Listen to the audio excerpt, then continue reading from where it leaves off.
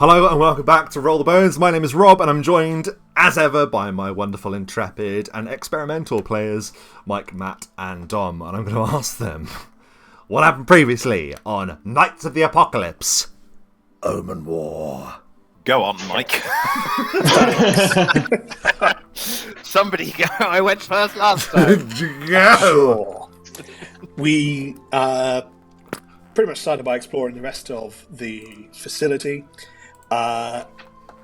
Started up north and found some ne'er-do-wells in what looked like a sort of library study-esque, and I think we found a statue to Erythnul there as well. That's right. There was a statue of Falaflin, and you learn that there was like a secret door mechanism that would go behind the statue at one point. That's right. But instead, you went up and discovered that you were behind a secret bookcase. That was it. Dude, I'd completely forgotten this in my recap notes that I'm expanding upon your first one. I remember now because of Pop. Because Pop made us completely undetectable. Correct. We went in and just completely screwed the room. If it makes you feel any better, at least you forgot it then. I forgot it at the start of the encounter, if you recall, because I was like, they see you, and you were like, no, they don't. We just said we're invisible and silent. I was like, oh yeah, sorry, they don't see. And I believe there was another enemy as well in the back room. That I forgot was there as well. Yeah, we were like, definitely, I can see another enemy. I don't know if my character. I was like, yeah. There was also a rogue hidden around the corner, and you engaged the forces of Erythnul there, and my particular highlight was Fleece coming out. Fleece. Is it? I always call you Fleece. Fleece. It's Fleece. It is Fleece. It's just that on the laptop I can't do the little. No, it's fine. But you came out of the invisible, silent bit, didn't you? And immediately cut the guy's head off, which was incredible. Incredible. It was nice. I think afterwards, Galeric and Fleece both tried to interrogate some people in prison cells. Didn't work, and we both knocked them out. Galeric, because he was trying to intimidate somebody else, failed utterly, and then Fleece went, I can do that too, and just douche. Just pulled him into the bath. Yeah.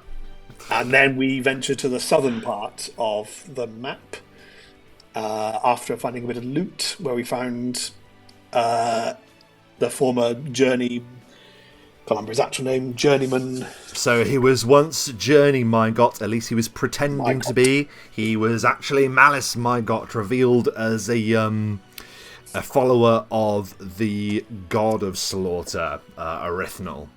And Pop had rather a good line, actually, that I'll take us back to, where Pop says, maybe there isn't anything there at all. Maybe you're just doing dreadful things for no reason whatsoever. And he countered it by saying, the only reason crops grow is to tend them. The only reason you stand before us is to die. And the battle erupt. Dominion soldiers were put into blenders, you might recall.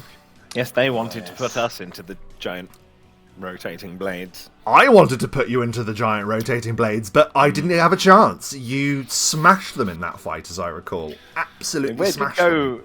It went in our favour this time, very nicely, yeah. You found a rather unique-looking weapon called Sky Snap. Its origin is unknown. It is a shocking burst longsword that I believe Galeric took up. Yes. And then you did a bit of research and tending of your horse as well, Galeric. Fed it meat. Fed him some more meat, as is traditional. Yep. You're an abomination of a horse. The transformation of guys is going to be one hell of a slow burn, but it will pay off, I promise. There were lots of different lore questions that we went into, and if they come up, then we will go over them again in the session, because you did a lot of digging. But invariably, to recap, you learned that the leader of the Call of Erythnul is none other than the Chapter General you've been hearing about, which you rightly assumed was linked with the Dominion. The Dominion appear to have made some uneasy alliance with the Call of Erythnul. And Malice Mygot effectively told you that Chapter General Maxim is that leader and has effectively been handed the Rushfront on a platter while the Dominion's forces withdraw. It is then that you rested for a bit. And then you heard howling in the night, where you, Fleece, were already resistant to it. Pop, I believe you were fine. Galaric, I believe you took a point of wisdom damage. I did, yes. And then you descended, where you faced a familiar foe, eh, Fleece? Yes, indeed. The spiked bastards. Not that familiar. The howlers that I had encountered, that I was rudely awoken by one clawing its way through my wall. We fought 4, I think, like in total, 2, and then 2 more that were in wait to ambush us. And we messed them up. One of them had something weird about it, though, as I recall. There was something slightly wrong with it. It was like infected with something, and I can't put my finger on it. Somebody help me. It was oozing. Yes, it was. It was oozing stuff out of its face. But we took them out together. We with a little difficulty. We did them in. Yeah, we all took a bit of damage. Actually, I'm looking at my sheet now. I definitely took a good hit there. But we were triumphant in finding what I think was the sort of end room of the cave. It didn't look like it went much further. Obviously, we will have a double check and explore when we are back in the map. But took them all out. And then as we were brushing ourselves off, suddenly we were affronted by this flying... Yes. Yeah, I've written in my notes, ended face-to-face with a flying ooze wanker. Exactly what I had in my notes as well, weirdly, Matt. Rather strangely.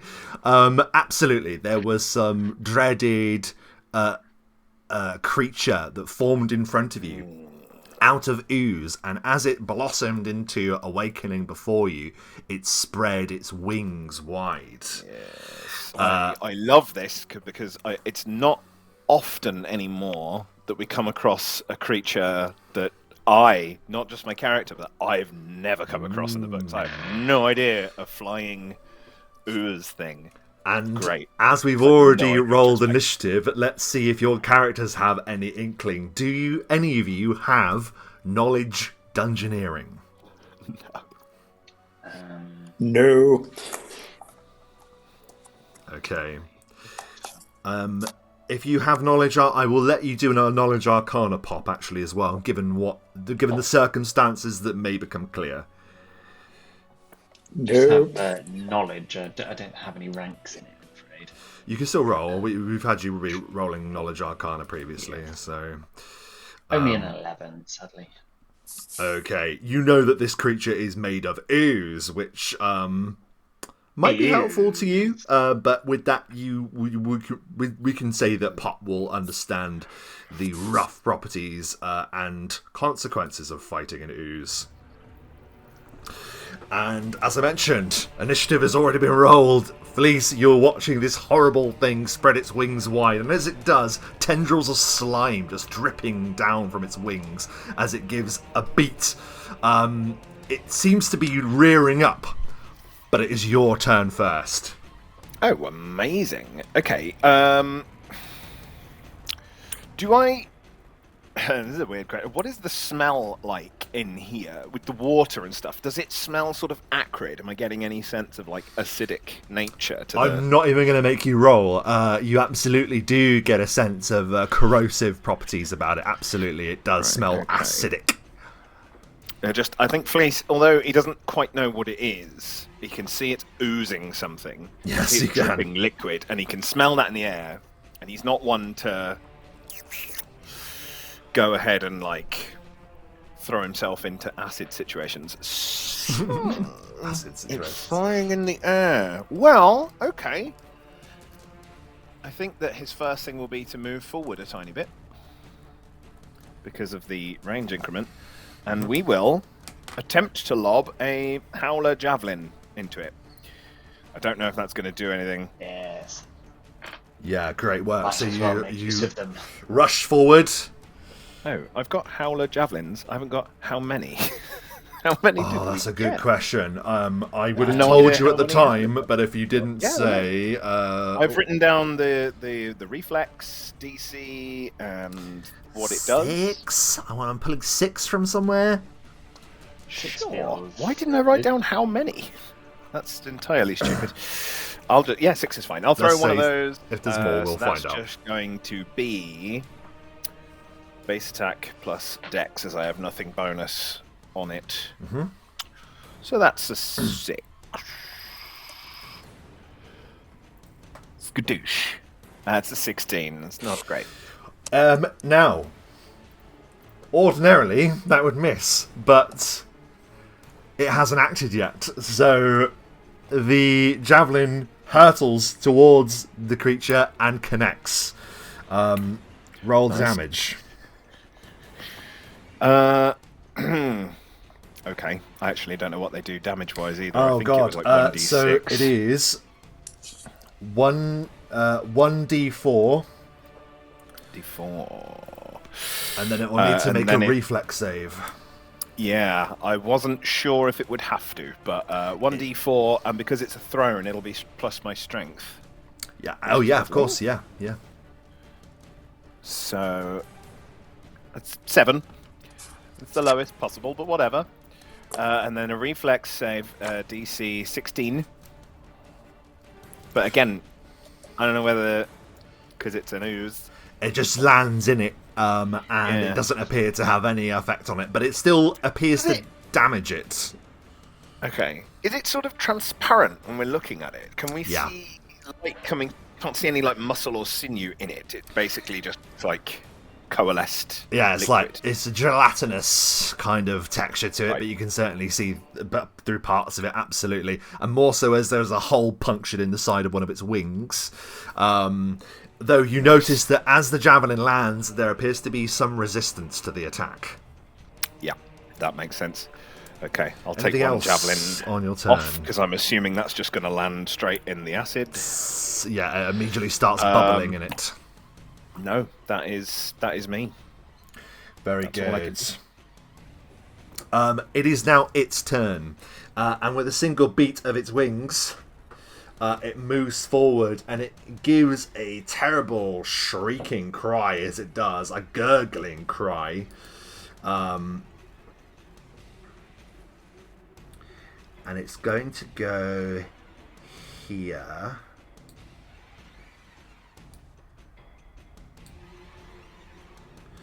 And I need both Fleece and Galaric to make a reflex saving throw, DC 13.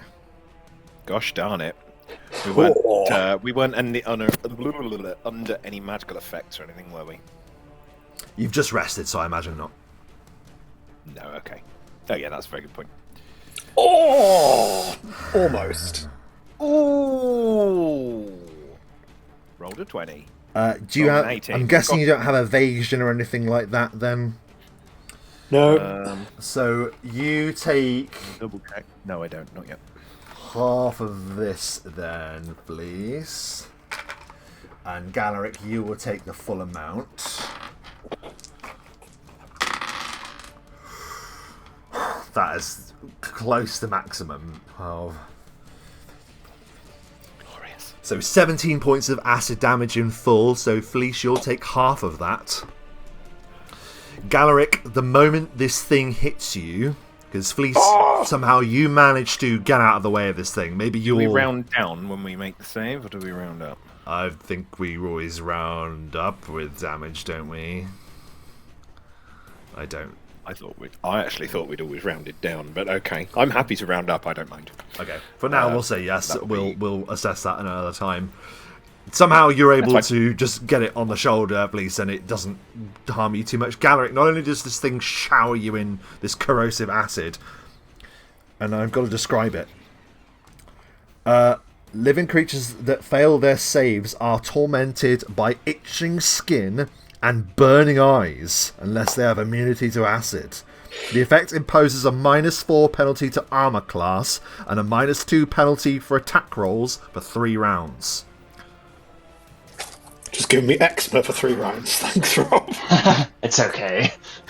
He's used to it. Well, this horrendous feeling, this caustic substance falls across you, Galeric, and it is horrendous. But that is its turn. It is now your turn, Galeric, as you sizzle.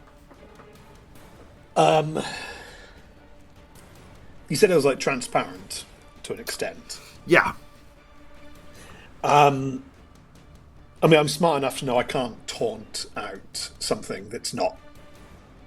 Yeah, you know this is just some, not mindless, clearly intelligent, clearly evil. It doesn't.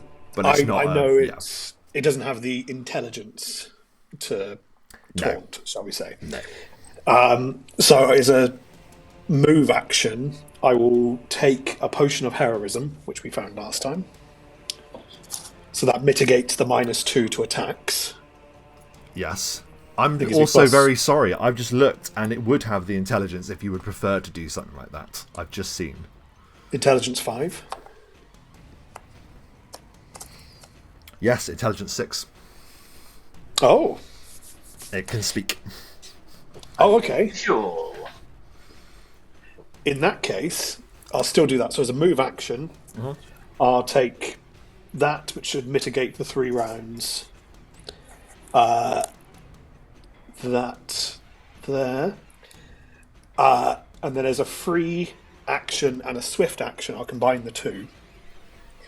I shall step towards it, just saying, none of that now. You die today. As I step towards it and have 1 attack.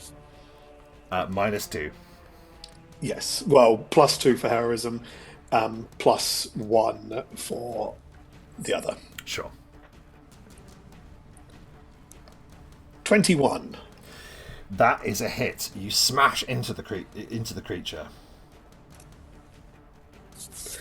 For 16 points of damage. Nice. Whoa! Very good. Doosh.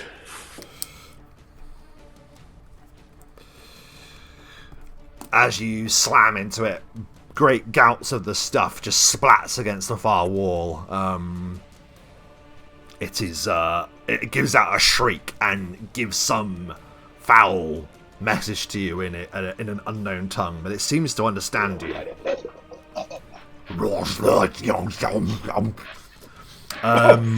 That was Galeric's turn. Pop, it is your turn.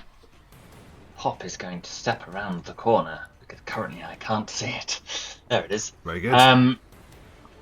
And then I shall cast, or attempt to cast. Pop is out. It's gone. Again. Rob, it's gone. It's completely vanished. What? Oh god! I dragged it off the thing. Goodness, I didn't mean to do that. Oh. Yes, Pop is going to, out of reflex, attempt to disrupt this creature's attachment to the material plane and slow it using the spell. Slow. Very good. Okay, what does it have to do? So it's a will save. And it is a will save of... Since I popped around the corner, I'm assuming it's denied dexterity? I'll say it didn't know you were there. That's fine. That's fine. DC 19. Yes. That is a failure. Excellent. It is caught in a vortex of slowness, and it is restricted to only a single move or standard action each turn, but not both. Can't take full round actions. It takes a -1 on attack rolls, AC, and reflex saves, and its moves at half speed. Oh. Sorry for the negging on it. I wouldn't normally, but that's a lie, Dom. That's a lie. Don't talk lies. I wouldn't normally as Pop, all right? I would absolutely as Ansel, but I'm trying to play Pop a bit differently. I thought I saw a crescent moon earlier. There's a crescent moon appears in the magical casting of this. He is slowed, and man can only do a move or a standard action and has half speed and -2 to his attacks. Very good. Is there a particular thing that this looks like as we're exploring a new character's magic? Does this look a particular way? Yeah, I think it's disrupted in a way. It's almost like it's like, I think when I've described Pop turning invisible and creating silence before, it's he's almost detaching from the physical plane to do so, and this is like a more offensive version of that. Instead of making them invisible, though, it just makes every action feel like it's twice as hard to do, and I have to put much more energy into doing anything. Oh, I love that very much. And is there anything else on your turn that you'd like to do before we close it there? I'll close it. Very good. And with that, as this creature is ground to a halt, almost, we move back to the top of the round. Fleece! So did I just witness Galaric hitting it with a weapon, and his weapon was fine? Yeah, it is... I mean, he's... I had to double check. Does he? Yeah, Fleece doesn't know this, but but I do. I've been burned so many times by acid. I've had enough of this shit. I just had to double check something because, strangely enough, that effect is not on this creature. Okay. I know what you're thinking. It's starting to damage or suck you in or whatever. That isn't the case with this particular creature. It's sort of what Fleece is thinking, but not really, because he doesn't know anything about oozes, really. He hasn't got dungeoneering, so he wouldn't know that it was outright. He just knows acid, not keen. So he was trying things out, but as he's seen that it's fine, he's just going to go and smash it one with his axe. So let's do that.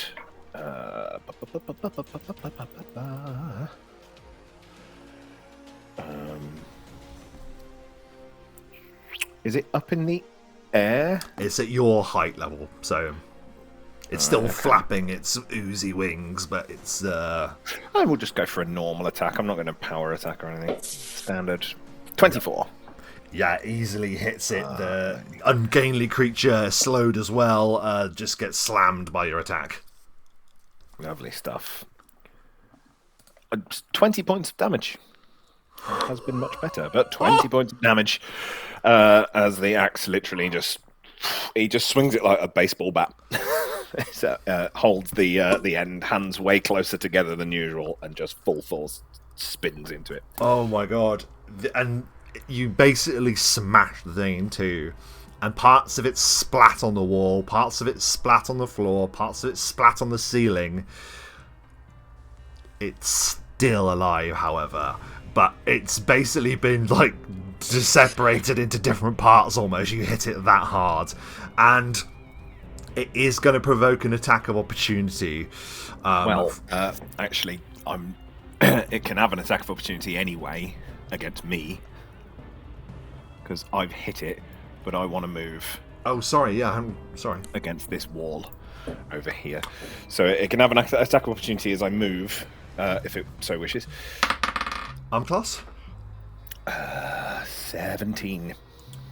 That is a hit. As you depart, it swings a vicious-looking oozy claw, and it catches you for 6 points of acid damage. Ouchie. Is there anything else on your... I think Fleece goes to quickly run away because he has taken some damage, and it gets him sort of across the back, and he staggers against the wall and like holds himself up against the wall for a second to catch his breath because he can feel it just sort of starting to burn through his armor. But yeah, that's his turn. He has now moved away.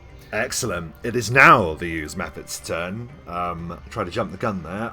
It is going to take one look at you all, and tries to recoalesce. It's almost like scoops itself up, what little remains of it, and it's going to try and move out of the way. Do you have reach on him? You do, don't you, Galaric? So I do. It's going to provoke an attack of opportunity of you to do this. Oh, take it. Yeah. My fighting challenge is still in effect. 24. 24 is a hit. Ooh, minimum damage, 8. Regardless, I would like you to explain how you, Galaric, claim the slops today, please.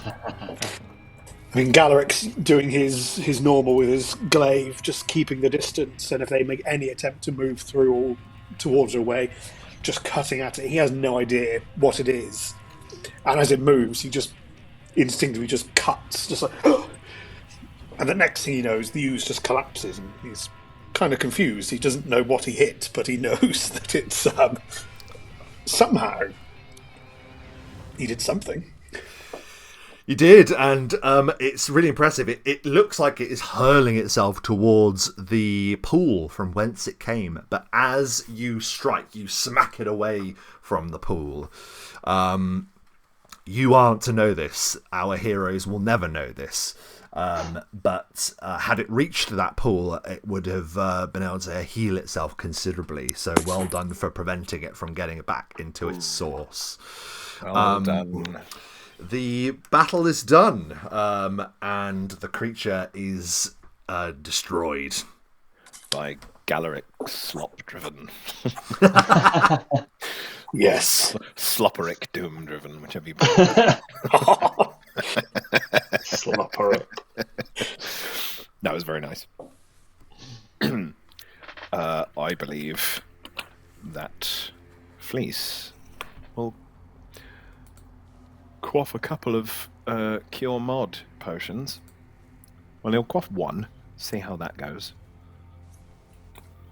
Pop will perfect time for a quick top up of drink, and it takes one as well. 2d8 plus 10, is that right? For medium, yes. Yeah, absolutely. Ooh, that's actually not bad, I think. Oh, take a light as well. Minimum again. Haha, minimum. If we were ever to brand these things, we would spell light healing potion Lite like Pepsi Light. Pepsi Light. Well, Pepsi Light. Is there a Pepsi? Not that actually exists. What is this light? One Cure Light as well. Is there any? Is there? There definitely are, because they spelt it Lite. Yeah. There is. I just can't think of any at the moment. Anyway, is there anything that you want to do whilst you're in this cave? Again, like I said earlier, did we explore every turn, every nook and cranny? Not in see the here. map. You can give me a search check then. And Pop. Certainly explore the room. Just wasn't sure if there was any offshoot corridors we hadn't been down, but I don't think.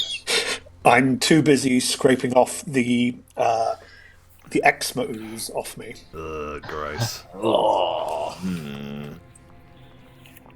That's probably concerned that it's an ooze and takes a little more care, having learned the oozes in the past and is difficult. Well, what would be difficult, I should say. Don't know what he's actually going to use. I will. He knows. Assist in the search. No, I won't, because I rolled 7. He's still. He's trying to get acid out of his eyes, like pepper spray. You are all quite confident that any riches that might have been in here would have long been eaten away by the corrosive acid. And you kind of sort of put 2 and 2 together last session. The in Slaughter's name extends to all of the Call of Erythnul's activities, and that included throwing people into this place to have them be devoured by the Howlers. But this is the question: what was this other creature doing in there? Like, how would they have contained that thing? And Pop, you think you have the answer. With a 28 on the search check, you see that there is a very narrow funnel, a hole that is naturally eroded all the way from up in the surface down here. You see that the puddle that this creature had come out of appears to be the washed down remains of spell rain, that weather phenomena that you'd spied not a few days ago. So this creature had emerged out of this acrid puddle of this material. So you can give me a knowledge arcana check, and you can take your time on it and give me a taking it a 10. You can take 10 on that sort of thing, right? If you think about it for a bit. I'll just say you can. I really want to know. With a 10, it'd be a 15. Oh, of course, yeah, you didn't roll, you just added, don't you? Yeah, you know that this would have been some bastardization of an enlarged person or enlarged creature effect. You realise that this creature that you fought would technically have been much smaller than had you encountered it normally. This thing had been gargantuan-sized from a small creature to a large creature. And you think it might be from the Mephit family. And as you know, Mephits are quite small creatures. But it's been grown and twisted by and come out of this thing as something else entirely. Yeah, Pop will take glee in pointing out the hole in the ceiling and explaining the spell rain's effect on many things, but to a small Mephit, it might have been lurking in a cave. And the effects of a enlarged monster spell? Who knows? Who knows? But my supposition is this. And it goes on and basically relays what Ross just said. But in a far longer and I was going to say, glee and explaining. I kind of take my own time as well, don't I? So we're both as bad as each other, me and Pop. But yeah, it's troubling, to say the least. That is pretty troubling, yeah. Like, ooh. Dangerous effects. Well, I mean, if the spell rain can do it to something like this to such a small creature and create such an abomination, then imagine what it could do to some large, monstrous animal or something out in the lands. And I doubt that this would be the only effect it could have. Who knows what otherworldly creatures we may come across. Concerning indeed. The concept to be both frightening and also a little bit exciting, because I enjoy the fighting. What can I say? Well, you're very good at it, my friend. Very good indeed, but let's not tally here. I believe that we should maybe make our way topside. Indeed. Galeric must look after his kids. Yes. Let's check on her. More meat to be fed. Your meaty horse. You emerge and you return to a rather stubborn-looking guys who had done rather well in protecting himself against the call of Erythnul. You surmised last session, Galeric, that they saw this war horse and saw sort of big dollar signs in their eyes, because this would be a substantial animal to keep a hold of. You won't just slaughter anything these days. But yeah, guys gave them as good as he got. Yes, have some more meat. We need to get you some protein for your gains, guys. For the gains. But he's lifting a guys, considerable amount of metal trying every day.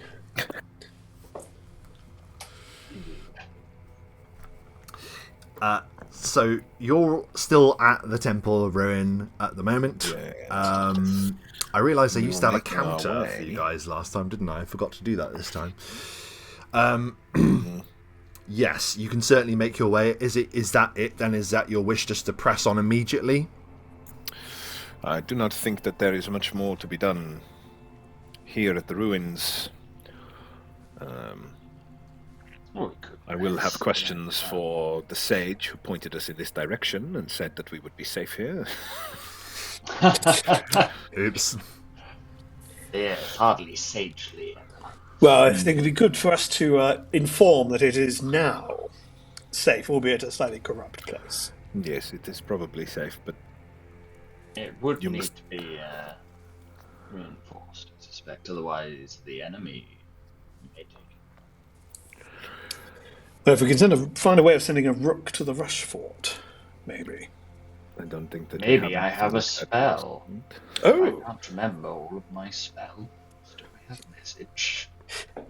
I'm bound to, right? Does anyone have a net? We will see if we can catch a rook. Just swing a net about. You raise a very good point, and I wasn't talking out of school when I said that this position would be an incredibly useful location, because it is just a trapdoor hidden in some ruins that look blasted, and they were fortified, but this would be a secure location for you to rest. And remember, when you rest in a secure location, you do receive like double the HP, so you could come back and use this if you have to move elsewhere in the Rushfront. I think this is probably a good idea. Is there a lock on the door, on the trap door? Great question. We're ourselves. I will say that for convenience, you can lock it. Excellent. Okay. In that case, let's try and hide the entrance a little bit, just in case there are any enemy forces. They won't then be able to find their way down here for their own safety. They'll just be the ones on the surface, I don't know what kind of check that would be. To do what, sorry? Like, hide the entrance, so like just put something like some crates or some rubble over the trapdoor so we know where it is, but they won't necessarily be able to find it. Survival? Go to ground themselves. You can use the hide check to hide other people, so I will let one of you do a hide check to hide the trapdoor. I insist. Let me start. Please allow me. Look at Pop. But I wanted to try mine at -4. You can go first, if you like, Gallon. Oh, excellent. Let's see. I sort of feel like you're going to expose it and make it harder. Let's see what we can... Everyone look! Galaric, you draw an arrow towards the trapdoor. Just so we remember Make it extra where it squeaky is. in case anyone walks over it. There we go. Now we know where it is, everyone. No, Galaric, you have not got the idea. Oh.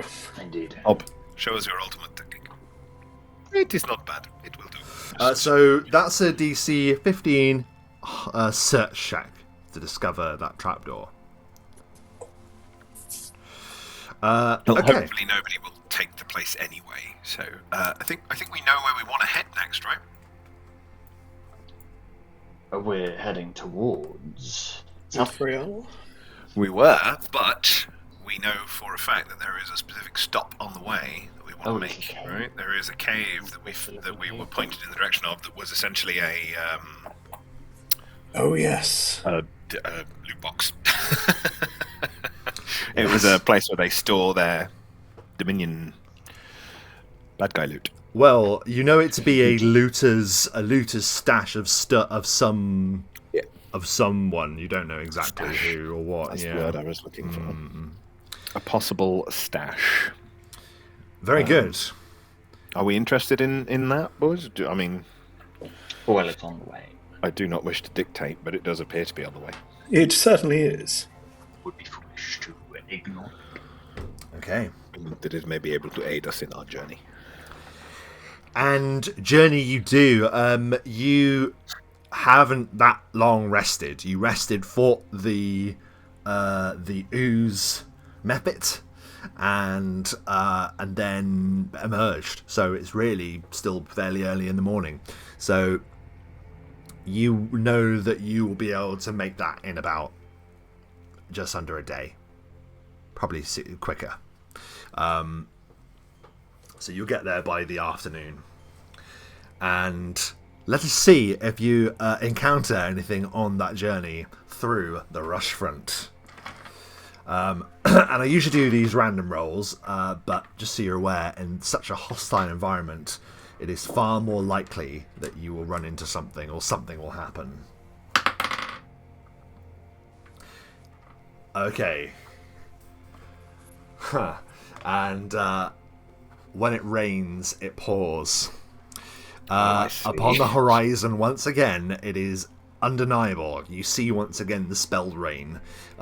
Great clouds of it are basically being pushed from the north towards your position, from an area on your map known as Spellgrave. And it is moving towards you at some speed. It isn't upon you. So we're going to each do a check. If you are successful in your checks, you are going to be able to avoid the spell rain. If you are unsuccessful, then it's going to be harder to avoid it as your journey continues. So this is sort of going to be a skills challenge, so you can pick one of your skills that you have that you can argue would help you avoid an oncoming weather threat. Perfect. Does anyone have the skill use Brolly? Adamantium Brolly, perhaps. Yeah, craft Brolly. Yeah, craft Brolly. Okay, well, if I'm not going to have a volunteer, I will ask you to roll then in that case. Okay, I've got one. Okay, Galeric.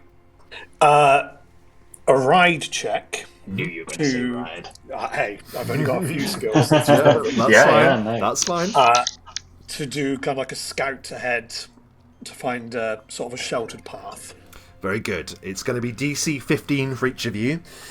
So we need more successes than failures. Off you go.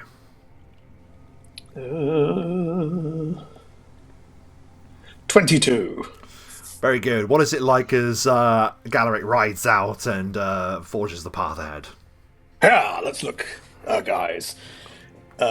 Just this, giant Shire warhorse. The beast of a horse. Dun, dun, dun, dun, dun, dun.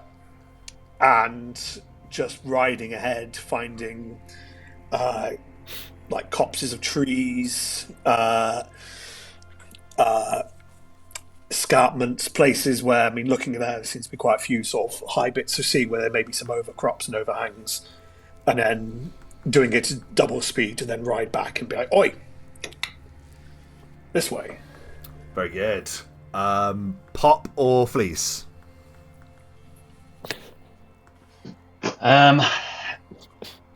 Make an argument for a search or a spot check to keep an eye out for easy paths through the terrain. I guess that's more survival already. No, that's perfect. I like that very much. If you'd like to choose one of those and go for it. Well, I would go search because I've got 14 in that. Mm-hmm. Oof. 24. What does Pop find at his search that helps you further evade the weather?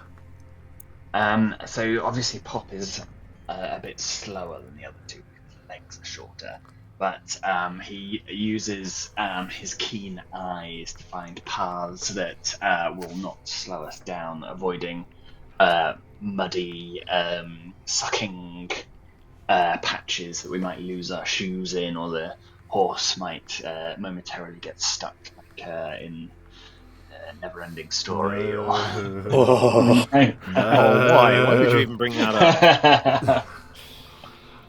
But basically to keep us moving through the difficult terrain. If you do, it's looking great so far. Let's hope it's a clean sweep. Fleece, let's have it. The issue isn't necessarily making a roll. It's the skills. I'm not a skilly. I've only got about 3. That's fine. You had a ride and search. You can come up with something, I'm sure. Yeah.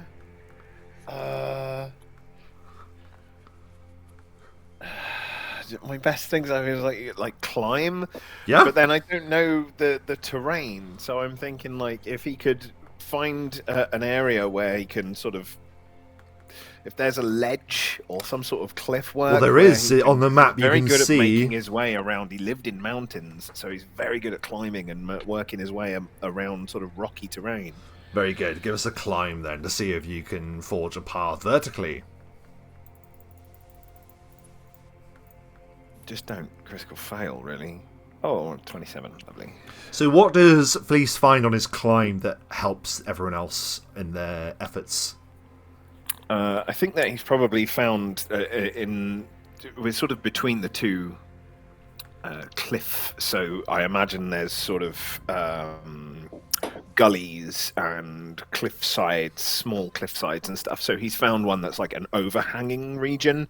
He's found some higher ground and seen where there's a trench, sort of natural trench cut out of the ground, and has found a way, like in I think it's in the second Hobbit movie, where they're sort of along the side of the cliff wall and taking shelter that way. Awesome. I love that very much. And the 3 of you absolutely smashed the skill challenge.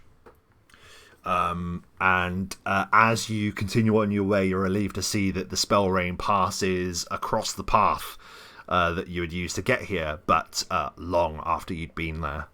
And you're able to make good headway and are not prevented from arriving at your destination. As you arrive, it isn't hidden. There's a large cave entrance wrought into the side of the cliffs that you've sort of been following in your passage towards South Point. And we're going to take a look at that, because as you arrive, you see that there is a single great withered tree that sort of blooms out of this rock arrangement. There is what looks like a desiccated, dried up well, long diminished. And around it there are a number of dead men. However, as you continue to approach, it is clear that there is still someone living there. You approach and there is a human male leant against one of those rocks. He has a ill-favoured disposition to the look of him. He doesn't look like he's had the best couple of days, to put it kindly. He is covered in dried blood and mud, a lost soul in the Rushfront. And as you approach, he goes, "Hey, who goes there?"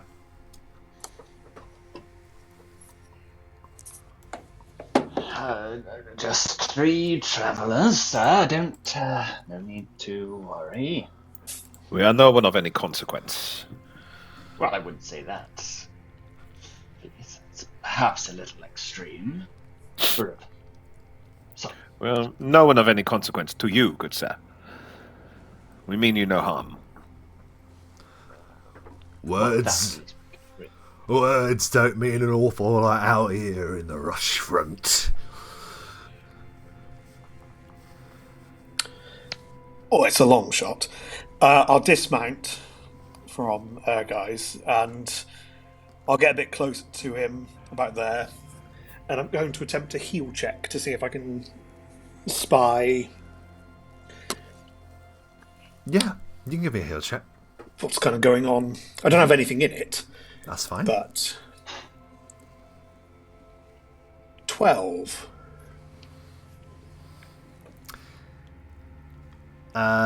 This man appears to be holding his side. As if he has taken a wound there.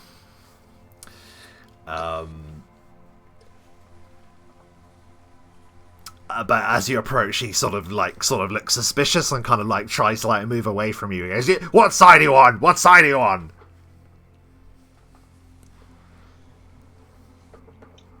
Can we tell what sort of things he's wearing? Like, try and work out if it's reclamation forces or. Well, you were surrounded by reclamation forces not a few days ago, so I won't make you roll. You see on his shield there is a symbol, and it's not one that you recognize. In fact, you can give me a knowledge, history, military, or a straight intelligence check as well to see if you notice a particular thing about the sigil on this man's shield. Nope. Straight intelligence. 14. 21. Oh my goodness. Pop, you know that this is definitely not reclamation. From that, you are certain that this man does not belong to the forces of the reclamation. But from further from that, you cannot verify. Felice, you pick up on something that is highly military in its origin. Let's see. I've got it here. So, this man has a symbol on his shield. It is a crown, a sigil of a crown that also looks like a wall. So if you imagine the shape of a crown, but each point of the crown has also like crenellations, like a castle wall. And this proves that this soldier was the first atop the wall in the event of a siege. This is sort of like a honorific given to men that are the first to get up there, to incentivize bravery in return for prestige and reward. This is actually something that existed in real life history, known as the Corona Morialis, which was a device that the Romans used to make people get up the walls quicker, and to not fear death in the event of taking the walls. So this man has that sort of symbol on his shield to sort of show that kind of bravery. Yet brave he does not look now as he cowers from Galaric's healing hands, if healing was his intention. Well, in answer to his question, I'm merely a hedge knight. I pay no allegiance. What about you, good sir? He looks at you up and down, further suspicion in his eyes, and he says, I am Hodwin, and I fight for the true cause. At least, that's what the men in charge say. I just get paid to hold a spear and a shield. I serve the Seneschal. I serve the Dominion. I see that you bear a mark of bravery, my friend. Give me a sense motive. All of you. Happily. Oh dear. 10. Not as bad as it could have been. 14. When Fleece, your exact words were, you bear a... You bear a mark of bravery. Pop, you see the man is surprised when he says this. And he goes, oh, yes. I'm a stalwart defender of these lands. Indeed. You are alone here, I see. What happened to these men? Take a look for yourself. They've been brutalized by that thing. I see. I know that there's some great beast, a boar. It has been gorging itself on the fallen. Been driven into a frenzy. But you have survived. He sort of like shows himself wide, like in a kind of. but you can see he's definitely been in a fight. Yeah, you can see that he's been in a fight. You can give me a spot check. Love to. 3. That's so bad. 13. You got, what was that pop, sorry? 28? 28. DC was 22, so you smashed it. As he throws open his arms wide, you see the glint of something in a satchel that is folded under part of his cloak. I'm just getting my wits about me. When the creature came, I fought it off, and it ran into the caves. You fought it off alone, or were these your men? We all fought it off. I solely remain. I see. Well... how about we trade some information for information, my good man, Hodgman? Well, I'll do my best, of course. You tell me what you're hiding under your cloak there, and I'll tell you news of the Dominion. How about it? He'll look you up and down and he'll say, see you ain't Dominion then. We didn't say we were Dominion, Hodwin. Galaric said he was a hedge knight, which he is. He'll sort of like look definitely a little bit trapped by that, but he will say, well, I'm not Dominion now either. No, because Dominion have left the area, haven't they? Yeah, leaving us to die. I'll tell you. These are the shared belongings of these men that have passed. And I out myself, alright? Fair enough. They're not going to need them where they're going anyway. Unless you got 2 coins to reach their eyes. I do not believe that any of us fight specifically for a side. As my friends have stated, we have a hedge knight. We have a learned man. Sorry, a learned... gnome, actually. Gnome, that's the one I was trying to guess. Halfling or not. I get it right. We have a learned gnome. And I myself am but a traveller from the north. An emissary, you might say. And I do not believe that any of us are in the habit of fighting or killing someone so injured and alone. So, although our forces... or the forces that we have allied ourselves with in the past may not align, I do not see why we must cross blades this day. You tell us what you have fought, state you left it in, and where we might find it, and perhaps we will let you go on your way. Well, from what I can tell, there was more than one, but the one that got us, at least, was a savage creature. It had a wild look in its eyes, and it gored these men to death. It did not stop until they all didn't move anymore. Would you have described it as magically augmented in any way? Don't know anything about that bleeding sorcery. All I know is that it blackens the sky and burns the ground at my feet. And he isn't wrong. Here, at least. And it fled back into the cave. If fled's the word you want to call it, sure. Bored, I call it. If you pardon the pun. Did you in any way manage to scratch its hide?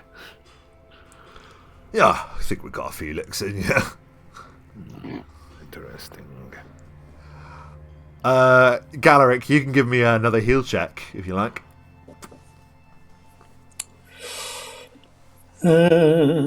No. awful. You don't notice any change or difference at all. He'll say, word is that there was a great amount of wealth hidden within. Found a fragment of a map.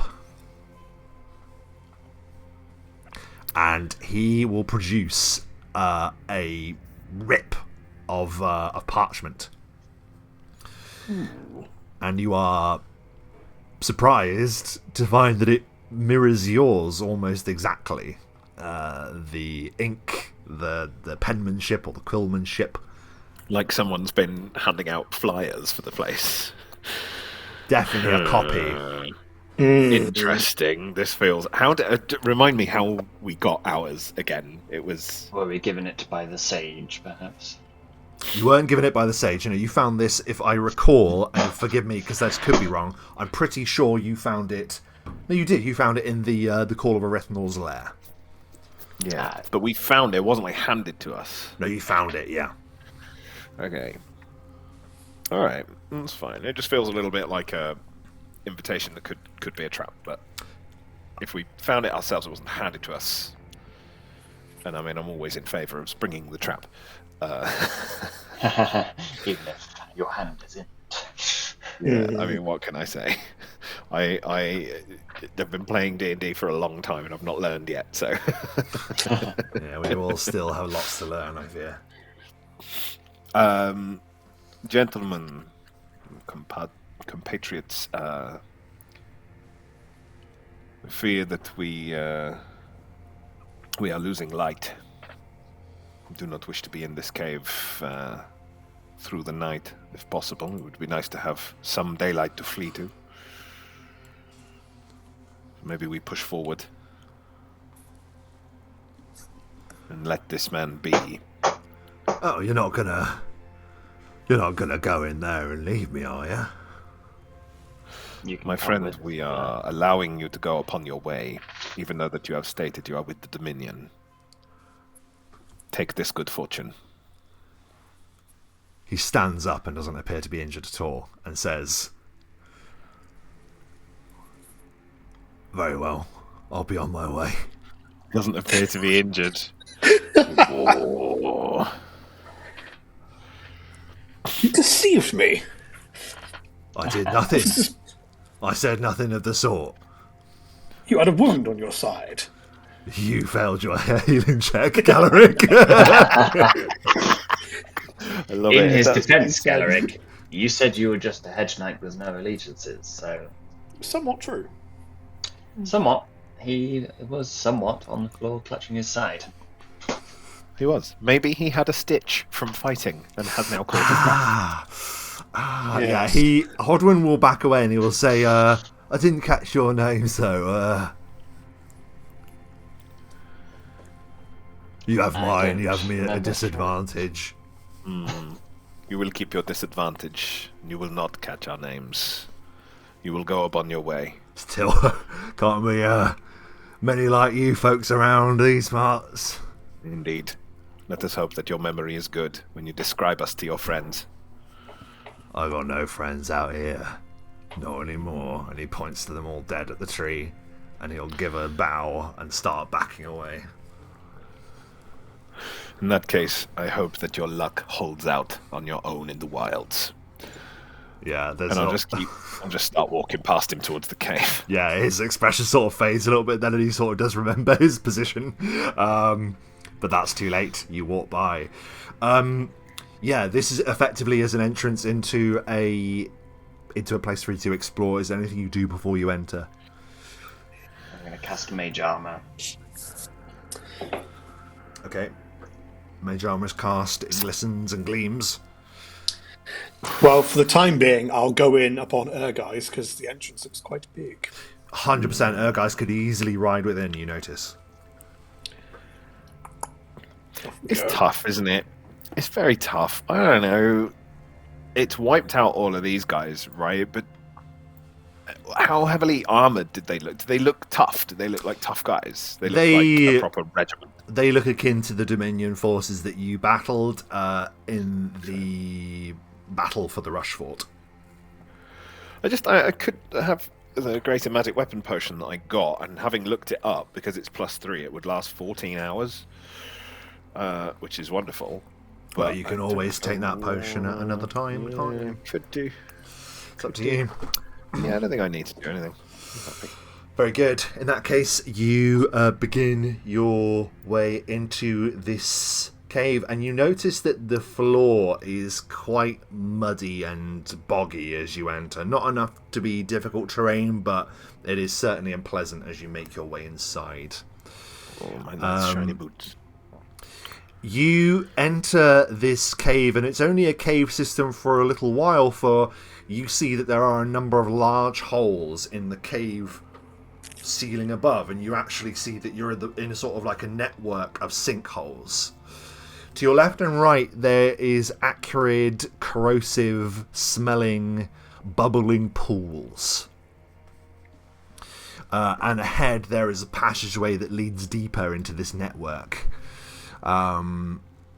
Sort of horrid smells and bubbling smokes appear to rise out of mud pools. There's lots of rocks and debris that have fallen from the points above. You see Would it be safe to say that the sinkholes are creating a similar state to the hole in the cave? Yeah, very similar. Very it similar. Certainly does seem to bear a resemblance, doesn't it? Which means that the spell rain has possibly, seeped in here as well. Seeped? No, it's seeped, isn't it? Seeped. Yep. It is seeped. It's not. Yeah. Move over to here. What do I see on this? Something interesting. Sort of plinth. Yeah, so I'll say as well, because it's clear to see that ahead you see that the cave turns and there appears to be some odd markings further ahead, but we'll address that in a moment. You turn and you see that there is a significant drop, about a 20-foot drop into this corrosive liquid, but you see that there is a pillar of rock in the middle of that one on the left-hand side there. And you see that there is sort of like a red velvet satchel that rests on the top of the pillar. So I thought you go red velvet cake. A red velvet cake. It's a red velvet cake. Fresh, this just out of the oven. I want it. That just feels like the lure of an anglerfish, doesn't it? Do you know what I mean? Thing right here. There's a red velvet satchel sat right there. I want it. Of course I do. Very pretty.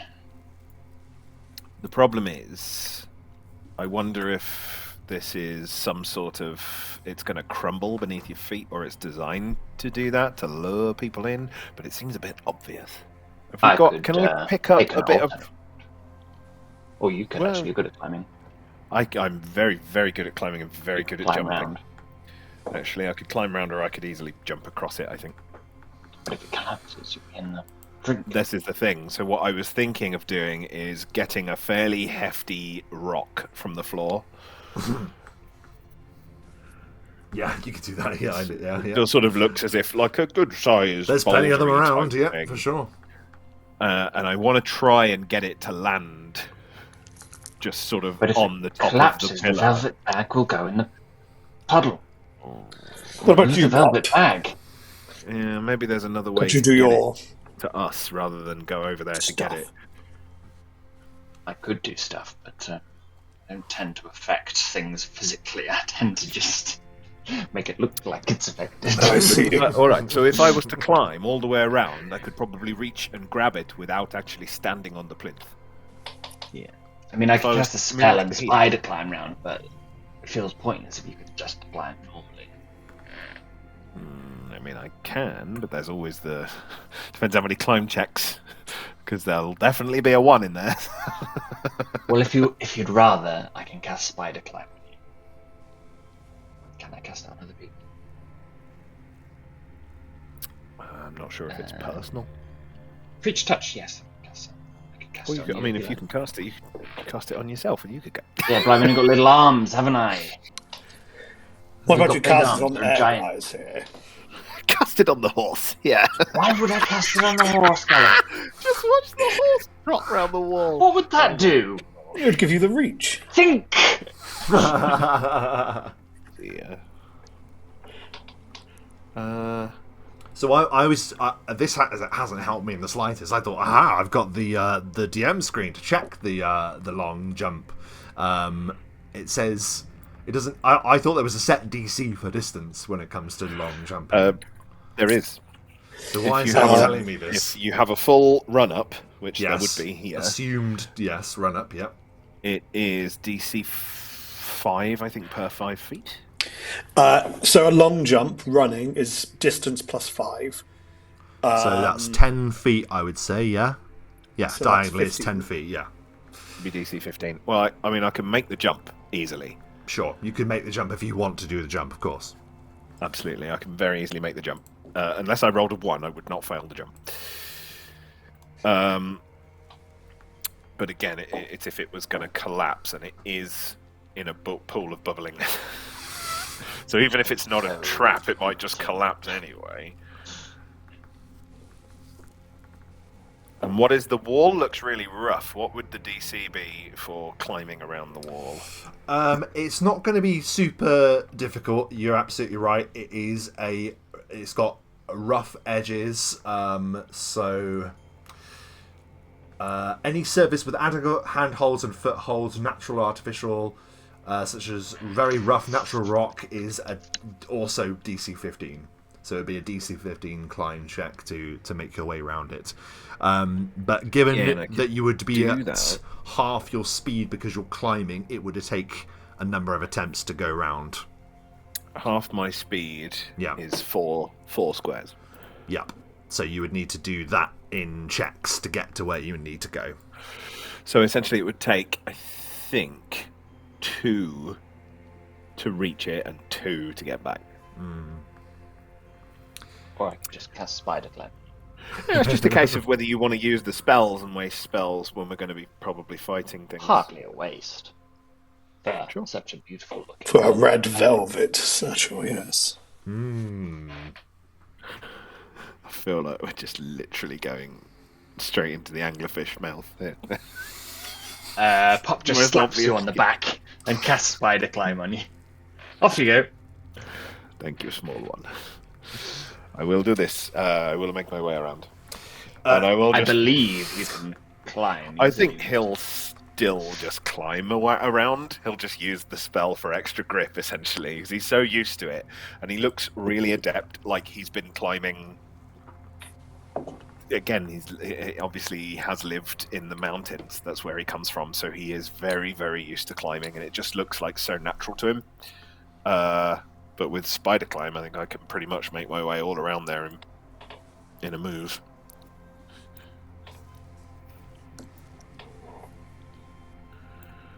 And then I will...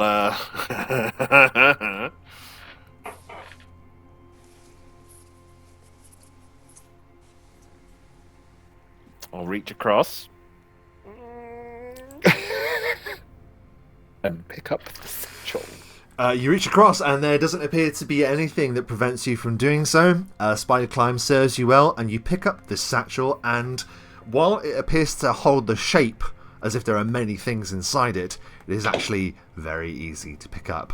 As congratulations, you have discovered a bag of holding. Yay! We have a bag Yay! of holding. I knew I wanted that. Very quickly maneuver my way back around. Yeah. You can give me, whilst you're there, you're fine now, Fleece, but just for argument's sake, if you'd like to give me a spot check as you are right next to it. Yes. Faux show. Faux show, brah. 17. Yeah, you notice that there are a number of long-running cracks in the stone, caused by the constant erosion of the material beneath. You hazard a guess that there would have been a percentile of that crumbling should you have landed on it. Yeah. And Fleece is not light. He weighs quite a bit. That's a good point, actually. Would I have been boy. mean enough to increase the percentile for you doing it? Who knows? I mean, I would. just saying, I definitely would. Wow. Well, I believe that this is a thing that we can all share between us. Perhaps Ergeis may utilize this as a saddlebag. Okay. To keep our belongings when required. I'm sure we can put such a thing upon this fine saddle. Pass it in. Does it have anything in it already? Oh, this is a very good question. I did not check this. I am an idiot. No, we don't check. We assume it's... I tipped the bag of holding and just shake it. Just upside down. Shake it. Just empty whatever, if there is a contents, empty it onto the floor. Great. Okay. So, as you empty it, there are a number of items that clatter onto the ground. First of all, you see an immaculate pair of boots. You look at them in wonder, as these clearly are all sizes fits all in magical terms. Because they're magical items, they would shift to be able to be worn by a smaller creature or a larger creature, because of course there is a huge size disparity between the lot of you. So Pop takes them and goes, look, Fleece, we've got the same size feet. And puts them on his foot and then puts them on your feet. That's really interesting that you put one on and Fleece has the other. You can give me... Oh no! You can give me a knowledge arcana or an appraise roll. I do not have either of these things. Be more or less the same. 19. Yeah, you're able to determine what these items are. So first of all, these boots are boots of striding and springing, which would have been useful in the act of receiving them. So these boots increase the wearer's base land speed by 10 feet. Wow. In addition to this striding ability, considered an enhancement bonus, these boots allow the wearer to make great leaps. He or she can jump with a +5 competence bonus on jump checks. So yeah, +10 to land speed, not to be ignored. I mean, as far as I'm concerned, I think the person in the party that may need them the most is the smallest person. To got you speed 20, is that right? Pop. Yeah. Yeah, so I think We could put it on the horse. As far as I'm concerned.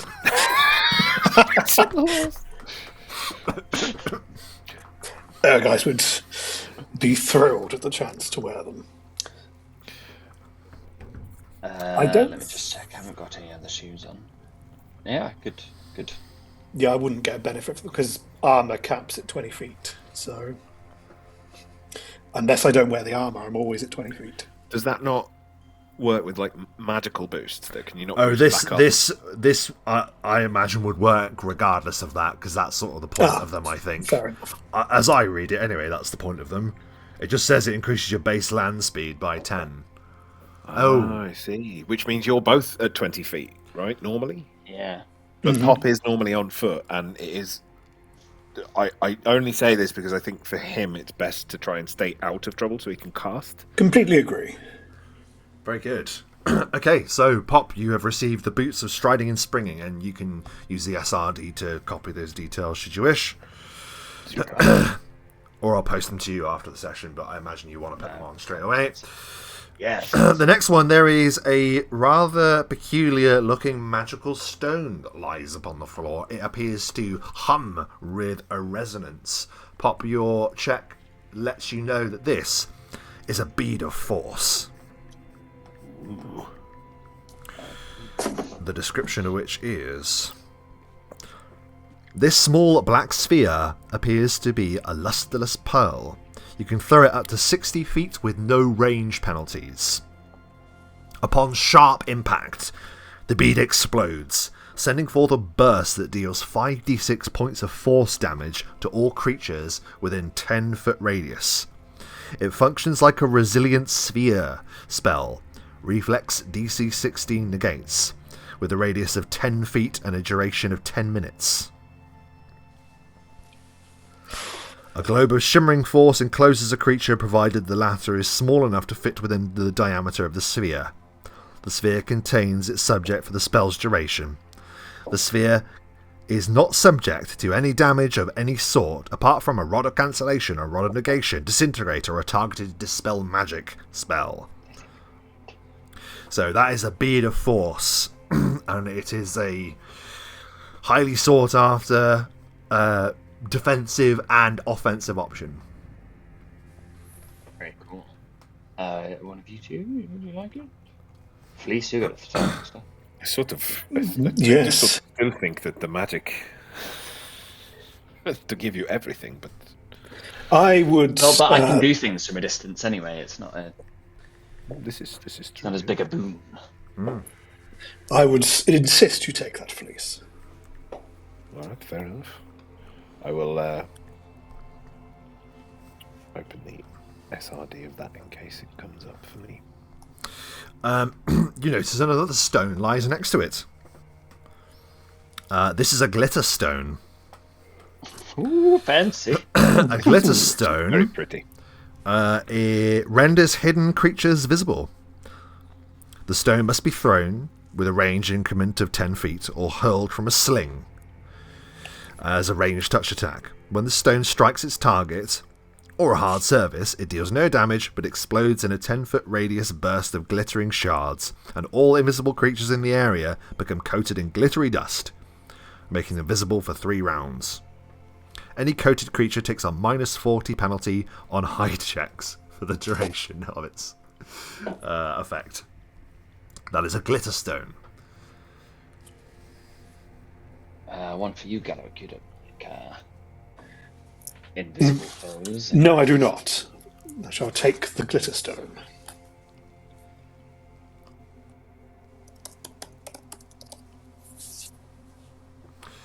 Okay.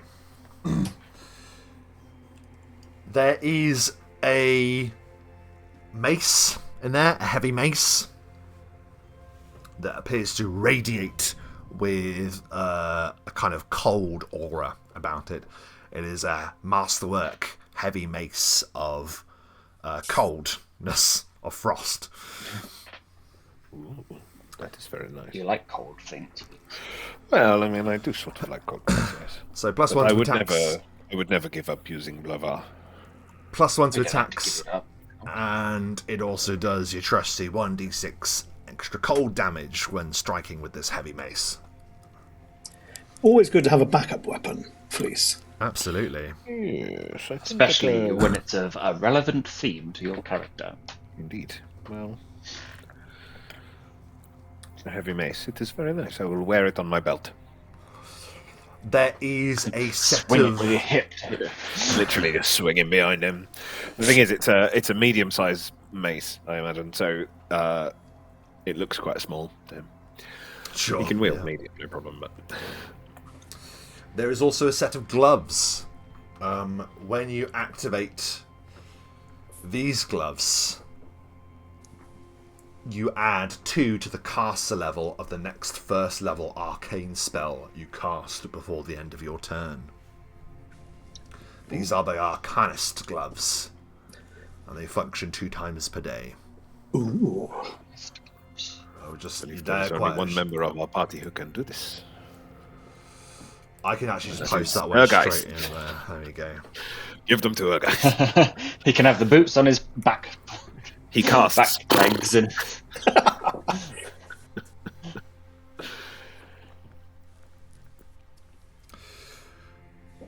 Finally, there is a ring. What languages do you all speak? Common and infernal. Gallic. common, gnome, elven, dwarven, celestial, draconic, and infernal. Giant, common, and elven.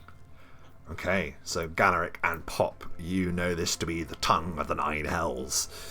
Infernal is blazed around the outside of the ring. In it is set a shining ruby. It blazes a deep crimson. The Infernal spells the Ring of Red Rule.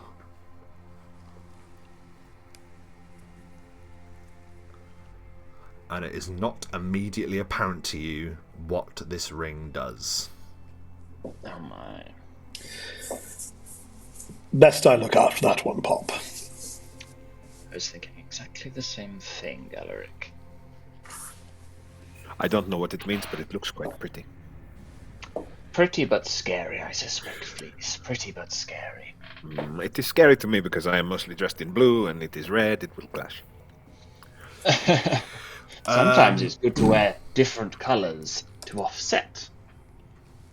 Pop gestures to his cravat. This is true, but where I come from, I blend in, you see. I'll try putting it on. Galeric, as you put it on, the red ruby begins to beam for a moment as it greets you, in a way. And can you give me a will save, please? I can try. If it has anything to do with alignment, by the way, I can handle evil things, not a problem. 12. What does that mean? Evil things. We can all handle. Just so I know, I don't want to shortchange you if you've got something, but as part of a Hellbred, they have, as part of their infernal main, they have an evil exception, which means they can use evil equipment without any penalties. So this greeting is one of kinship, and you feel like a connection is made between you and this ring. You still don't know what it does, but you feel like you're almost attuning to it, and in time, perhaps its purpose will become known to you. That is, once again, the Ring of Red Rule. And there are some potions. There are 3 Cure Moderate Wounds and 3 Cure Light Wounds. That is very nice. What are we all currently on? 2 mod, 1 light. And Pop? 3 mod, 5 light. Oh. I have 2 mod and 2 light. You two should take them then, shouldn't you? If I take 2 light, that gets me, and you take 1 light, that gets to the same. We have 3 each. Yes. How many mod did you say you had? 2. I also have 2, so... To state don't want to state the obvious, but you've got a bit less health than I have, so I think it's safer you have the second one. I bloody do. Thanks very much. That's very generous. That's lovely. Crack-a-lackin'. So, with that, the bag bag of just holding shakes is... the bag a bit more. Puts his head in the bag. It disappears into a do that. perceive a dimension that you can't perceive fully. You just see things that you weren't ever meant to see for a moment, please. The Eye of Sugar. Yes. Let us trot away. Yes, let's Pop walks at what he thinks is a normal pace, but is actually 50% faster, and finds himself at the front of the party by accident for a second, and then slows down. Oh, easy there, Pop. Incredible. So, as you begin approaching this way, you can give me a spot check, please. 16. They left me. Abandoned. 5. I still have my head in the bag. Yes. I rolled a natural 1. A 14. Only you, Galeric, perceive the flick of a tail around a rock here. Oh. And you can also give me a listen check as well. And that... I 20. The ring. The rolling ring. Yeah, all you hear is.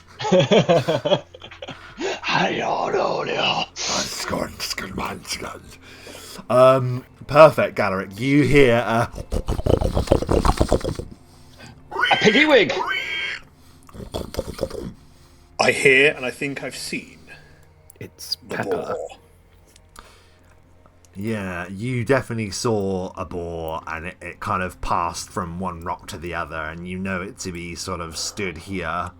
From the sound of it sounds heavy. It looks like a big, mean boar. You give me a nature check. You've got enough clues there, Garrick, where you can make this check.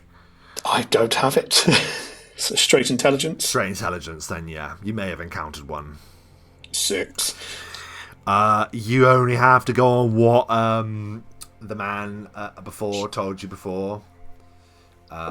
You don't know for sure what it is. He did describe it as sort of like a feral boar, Hodwin did. Well, to me it looks like we are going to be eating well tonight. We shall make sausage. Yes, we are going to have pork chops. You're in luck, Pop says to the horse. Calm yourself, Galeric. Galeric. Just talking to yourself. Ring! Patting his belly. Galeric, my friend, to talk about yourself in the third person like that, it's very wanky. Galeric is not impressed. What are we to do, my friends? Are we going to... if it is hiding, probably knows we are here. Should we run in? Well, if it is a boar, that is the thing. We don't want to give it the benefit of a charge. I say we charge it. Let us run in. Let us mess it up. I'm going to gallop then. Wait, do you want me to draw it out? Yes. Yes. I will cast Major Image. Ooh. Oh, make a really sexy female boar. Make a really sexy female boar. It feels so Bugs Bunny. It's objectively fuckable boar. Oh my god. I mean, okay. To steal a phrase. I love that. Now okay. I've got a boar. I've got a boar. Recreate us walking. Okay, yeah, no, if I do a fuckable whore. Whore? Oh no. Well, we can do that as well. Boar with lipstick on. I've said that, but now I can't actually. Oh, I'll tell you why. It's because I'm searching on this, and this is not the DM screen. That'll be why. That'd do it. So let's bring up the boar.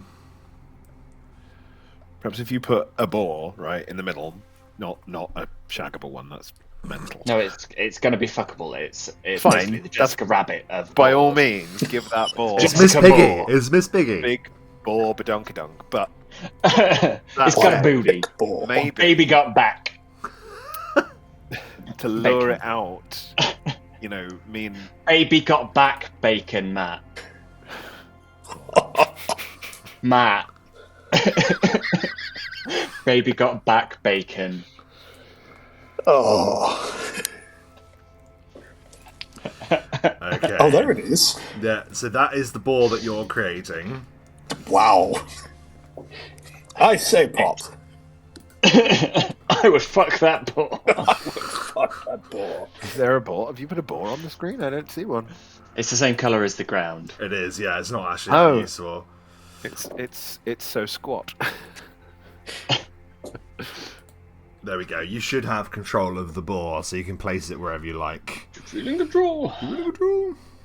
Basically, with accompanying sounds, smells, and thermal effects, because it's hot, this boar appears in front of us and is gonna just trot.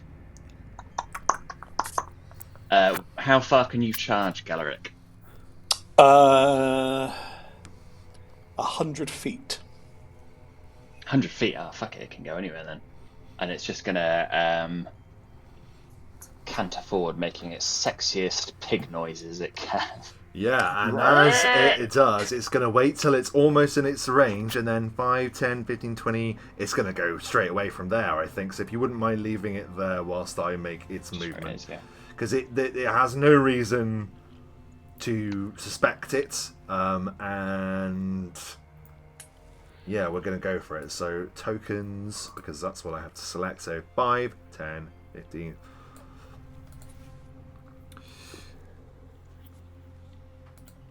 Where's he gone? There he is. Boom. There we are. This thing comes charging out, and you see from the haunches of this thing, it is a massive dire boar. It just jumps out of the hole in the rock that it was lurking in, wallowing in, and goes for it. It's it's. I don't know whether to call it, because you're trying to surprise it, and that was your intention, wasn't it? So we'll go a surprise round. You've lured it out, so you can all act for one surprise round. What do you do? I believe we're going to charge. Yep. Yeah, used to. I will just make my image react appropriately to the rushing boar to make it try and believe the image for as long as possible. Oh, very good.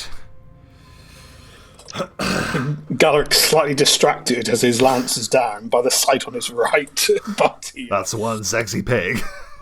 Well, the pig, and that's a whole lot of blood. But we'll get to that in a moment. Yes, you catch a glimpse of something harrowing in the cave beyond, but your focus is upon the boar. You ride forward, you get your surprise round to attack. Yes.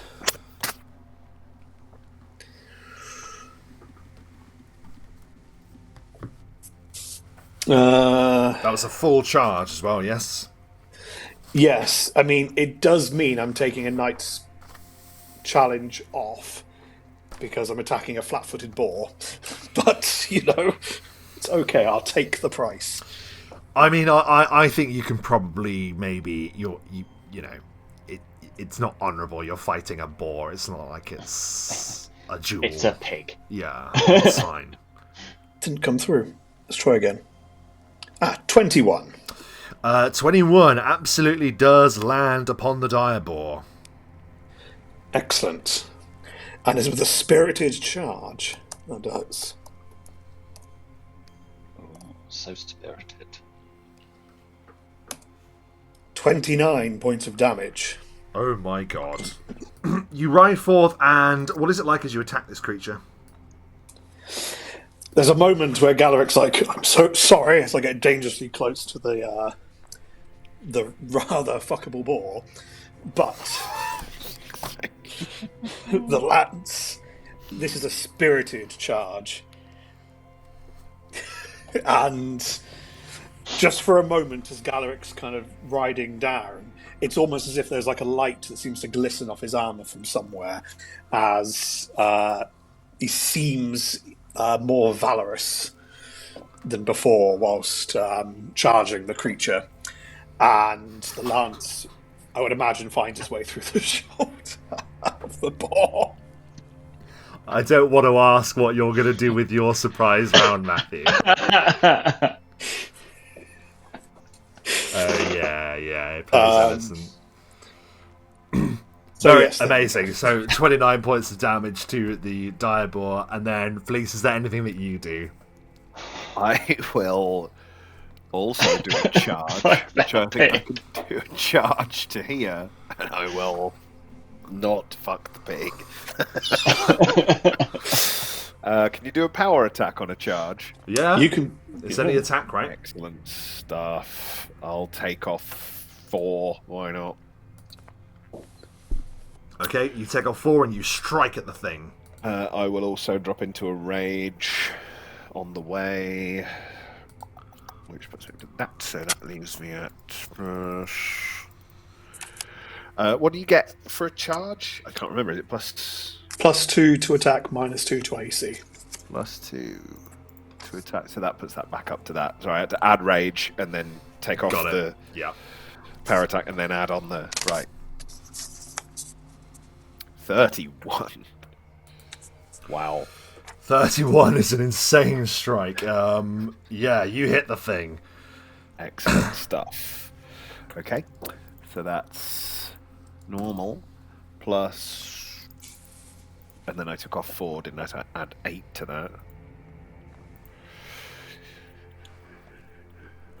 Beautiful. Gadoosh. 35. 35. What is it like as you immediately slay the Direborg fleece? Oh, lovely. Yeah. I think that he does a charge. In fact, in that case, I'll end the charge a little, just one further on, because I can make that distance. And I think what he does is he runs in, he sort of drops to one knee, he brings the thing into a strike, and he slices all down one side of it, essentially sort of disemboweling it from the side. Oh my word, it's incredible. It gives up as you slam hard into the creature. There is an arc of blood that coats the cliff wall behind it, and before the battle has even begun, it is done. However, with the final cry that the swine gives, there is a sort of resonance that passes through this evil place. And you can't help but notice that the large bog-like area in the centre there is beginning to bubble. And soon twisting, rising, pulling itself out of its massive, deep wallow. You see a huge Direborg. It rises up, mud pouring from this creature. It has blood-red eyes and blood-red tusks. And as it turns to charge, that is where we're going to take a short break. So I can't see it. Where is it? It's right there. You're just stood behind a rock. Oh, it's on the other side of the rock. That's why. I was trying to look. I was like, it must be near the blood. No. But as it rises up and its bloody tusks are pointed towards you, that is where we're going to take a short break. Don't go anywhere. We'll be back after these short messages.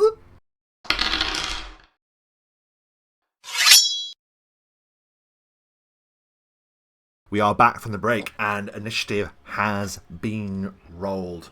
As fast as you could say, you didn't think it'd be that easy, did you? The great boar blood tusk rises from the mire. The bloody pig.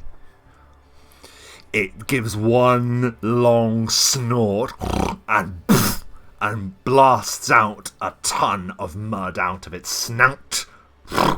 Gives a breath and begins moving towards you. However, it does not act first. Pop, you go first. Well, Pop can't see it yet, so 30, 30. Ah, there he is. And then he will command his illusion to mince over.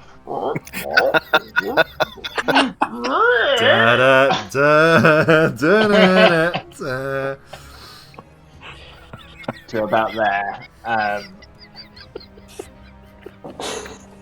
Goodness. And start flinging. It's got. Maybe it's got like a sort of a scarf made of entrails, and it just starts removing. Ew. Pop, how are you so good at making this pig sexy? No reason. Yeah. I was wondering this myself. There's something about you. Something about your history.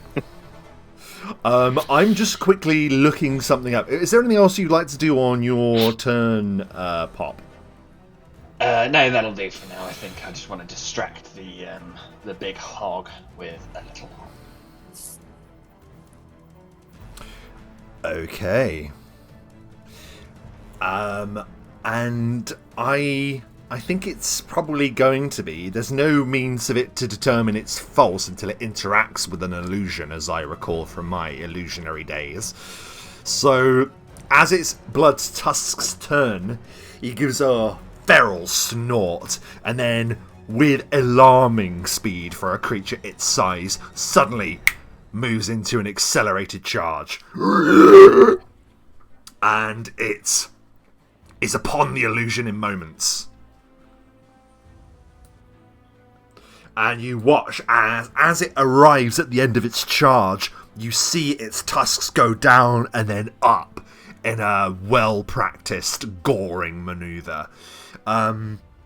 Does the illusion have an armor class of any kind, Pop? No. It doesn't. So it doesn't actually exist. It's interacting with it. So it now has to beat your will save to determine that it's false. I believe that. So what is the will save of your major image? So my major image is an illusion, so you get a bonus for that. I wouldn't have thought it'd be denied dexterity because he can see me, presumably. So it's 20. It goes for the illusion, and then it stops, and it just turns its massive head.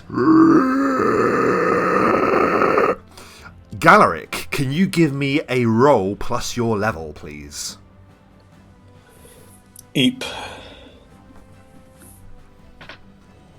Here we go. 22. It's almost like these events are happening as they are meant to. It's almost like you're hearing the whispered infernal voice that appears to be uttering from the ring that you placed on your finger, and you see that the same gleaming red infernal light of the ruby matches the blood red of this fiendish Diabor's eyes. And it has a will save that can match yours easily.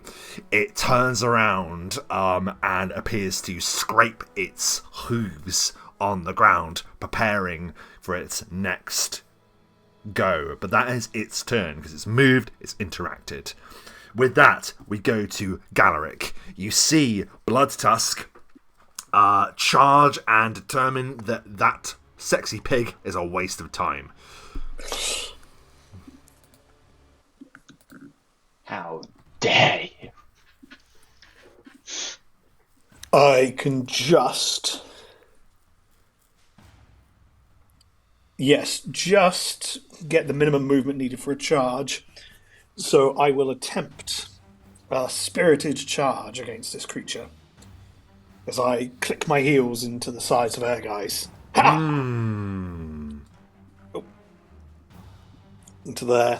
Dun, dun, dun, dun, dun, dun, dun. As I go with the lance 4.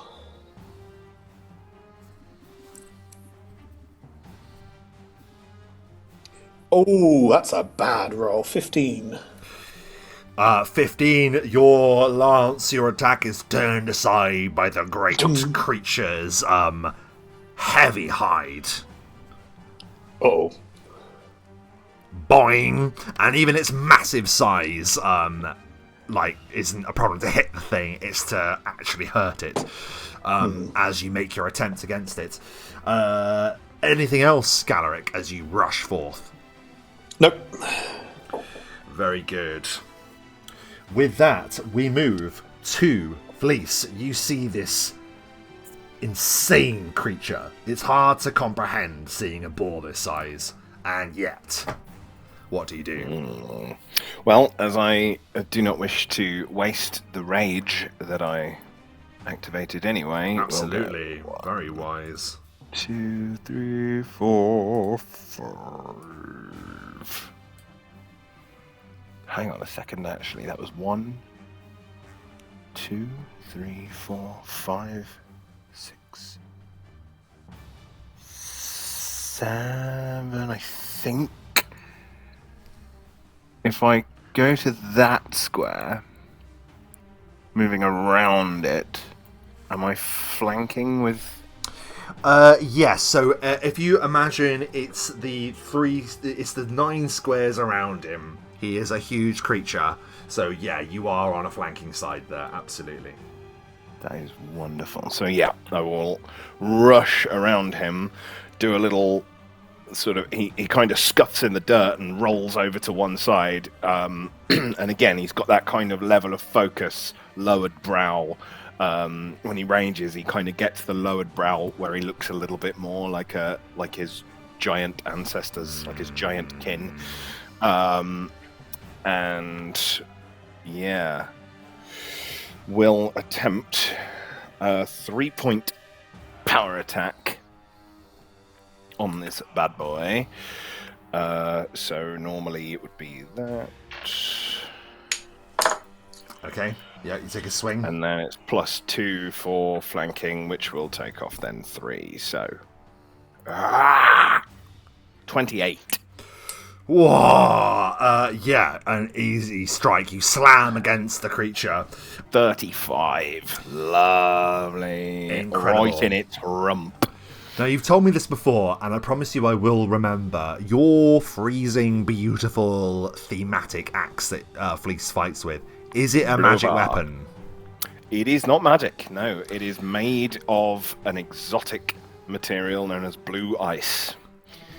That's right. It is sharper than steel and iron, but it is not magic. From the heart of the rock and the frozen wastes itself, but sadly, it is resisted. You sense that while there's a massive amount of power to your strike, don't get me wrong, that's a lot of damage, it is reduced. Fair play. Anything else on your turn, please, as you flank the creature? No, nothing else he can do at this point. Very good. We are, with that, back to the top of the round.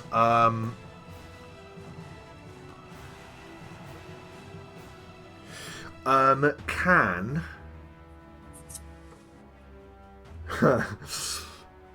Pop, can you give me a spot check, please? No, I'm sorry, actually. Pop and Galaric, can you give me a spot check? Unfortunately, Fleece, your position means it'll be impossible for you to succeed this. 29.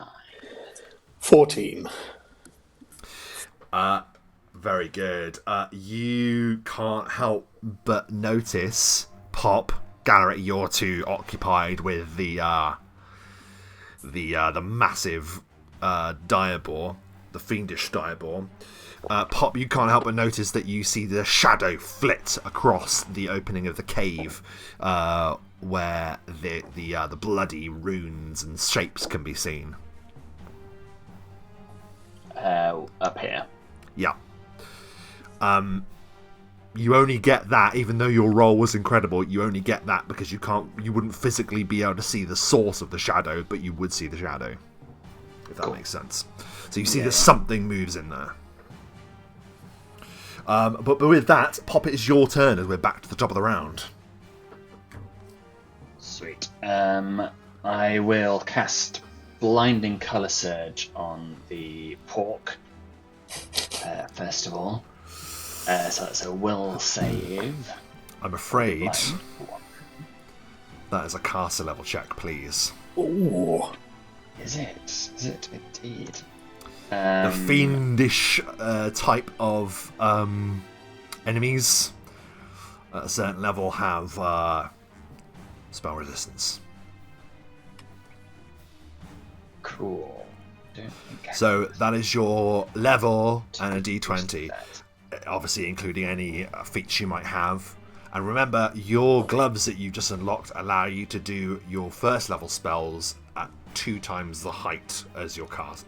Not 2 times, +2 to your caster level. Cool. So it's just my caster level plus d20. Correct. 15. Unfortunately, that is not enough to beat the creature's spell resistance. Fair enough.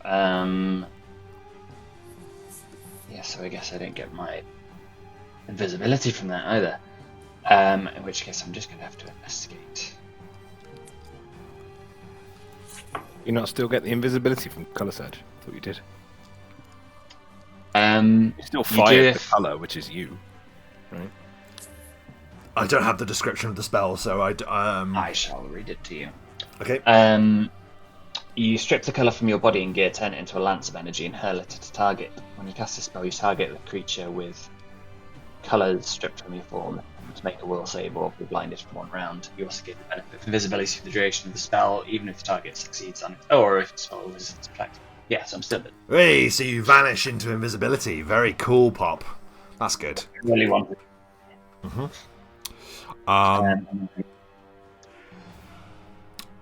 Sorry, what was that, Dom?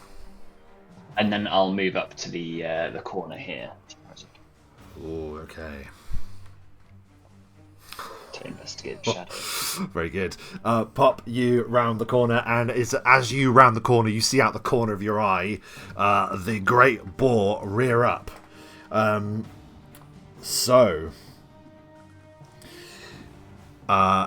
It took damage from Fleece. It didn't take damage from Galaric, so that is the decision made, I think, I'm afraid. It's going to just... all of a sudden, its speed is enormous for the size of the creature. It just whirls about, and as it does, its tusks come sailing round. It's going to try and gore you, I'm afraid, Fleece. What is your armor class? It is 15. That's a hit.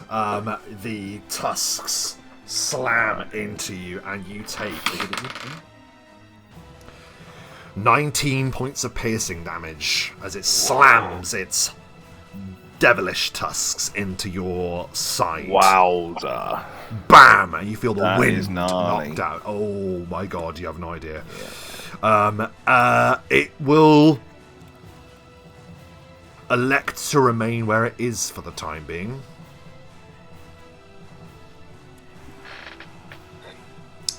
Is that the rounds of the illusion I can see? It is. I just saw 1 out of 3. I was like, huh? It's concentration plus 3 rounds, and I cast a spell, so I'm just keeping track. Yep, it might be useful. But that was its turn. It's not going to move. It's going to remain where it is. So it just slams you, Felice. And that is Bloodtusk's turn. As we move from the fiendish Diabor, we now ask Galaric, Doom-driven. What do you do? I will swap to my glaive. And I shall issue a challenge to this creature, just saying, all abominations of hell will fall beneath my blade. Okay. Go back to the fires where you belong, and just channeling my Gandalf there. Absolutely. So, I'm guessing he's a smart enough creature to be susceptible to it. Well, I'm actually having to look that up. Otherwise, it will just fall on deaf ears. Which is I'm not fine. sure, actually. I didn't write that down for this boy, unfortunately. I'm only guessing because he's fiendish. But if Well, that's what I'm thinking. So if he's intelligence 2, no, he's or intelligence. He's intelligence 4. oh, so it just falls on deaf ears. So That's a shame. he's just like this insane infernal creature, but he has no it's not like having a conversation with him. He's still an animal, you know. Fair enough. Well, I don't get the benefit of that, but I will channel in to my infernal heritage as I use a devil's favour to boost this attack. Very good. And as I bring it down for 18. Sadly, not quite enough. You feel you're close, but bang! Your strike is deflected by its hide. And then I shall roll a ride check. I just basically need to not roll a 1 to see if I can get Ehrgeist to get his attack as well, as Ehrgeist is going to go with 2 hooves and a bite. Very good. Hoof 1. Smack! Kicks the Blood Tusk right in the chops. literally. Hoof 2. That is a miss. Yeah, guys, I'm afraid. Or possibly a fumble. That's a fumble. I think actually you got diminishing returns on all those attacks from guys, because this happened before. That's all I'm saying. Well, okay. I'll do the damage for the hoof, as that happened first. Yeah, sure. And then that gives me time to find the table. It's just 6 points of damage, which is not magical. It's so not much gets through, but some gets through. Okay. So, guys. And did we confirm the fumble? It's a fumble. It is a fumble. Okay. Let's see. Where did I put that damn table? Here it is. So please roll a d100. Oh, 81. Oh no. Poor guys. It's like it couldn't be more perfect. Hit friend in the threatened area. So exactly the same thing happens again. Guys is going to hit you. It's hit. So it's hit friend in threatened area. Otherwise, sell for half damage. So it just does normal damage against Galaric. That was the bite. So he bites you. Yeah, it's bam. Oh my gosh. So it does 3 points of damage. Because you keep feeding him meat. He wants hay. He's annoyed with you. He's jacked. He gives like a terrible cry. Bloodtusk isn't the only fiendish animal. I was going to say, but guys is undergoing some kind of an infernal transition right now. That's unfortunate. Anything else on your turn, Galaric? No, that's it. Thank the gods above. And with that, we move to Fleece. You're watching as chaos erupts in the saddle. Fleece, as Galaric's like, what happens with you over there? I mean, I'm just going to go for the same thing again. This time we'll do a 4-point power attack, because why not? So 15 to 7, and then... So, let's go.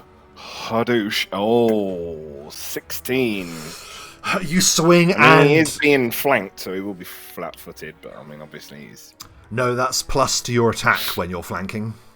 Just +2. So plus 2 to that. Does nothing happen to an armor class when it's just a plus to your attack, and that would make that 18, which is still a miss, unfortunately. Fair enough. So you... I already added the +2 anyway. Oh, you did? Oh well, okay.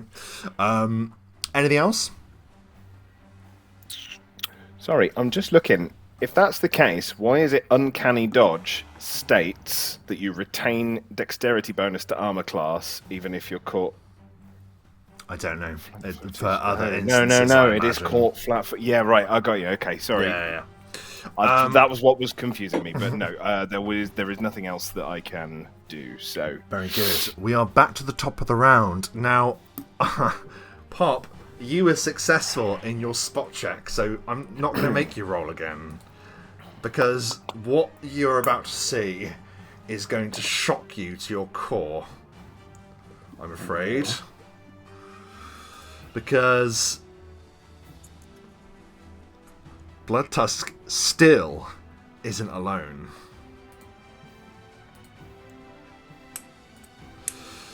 So if I could bring this to the right layer, that would be amazing. Sprinting from out of the mouth of the cave is a monster. To put it bluntly. A great half-man, half-boar hybrid sprints from the cave. Somebody did 5, 10, 15... Oh. 10... Oh, my mouse has gone wild. 10, 15, 20, 25... 30. As he's running by, he doesn't know you're there because you're invisible.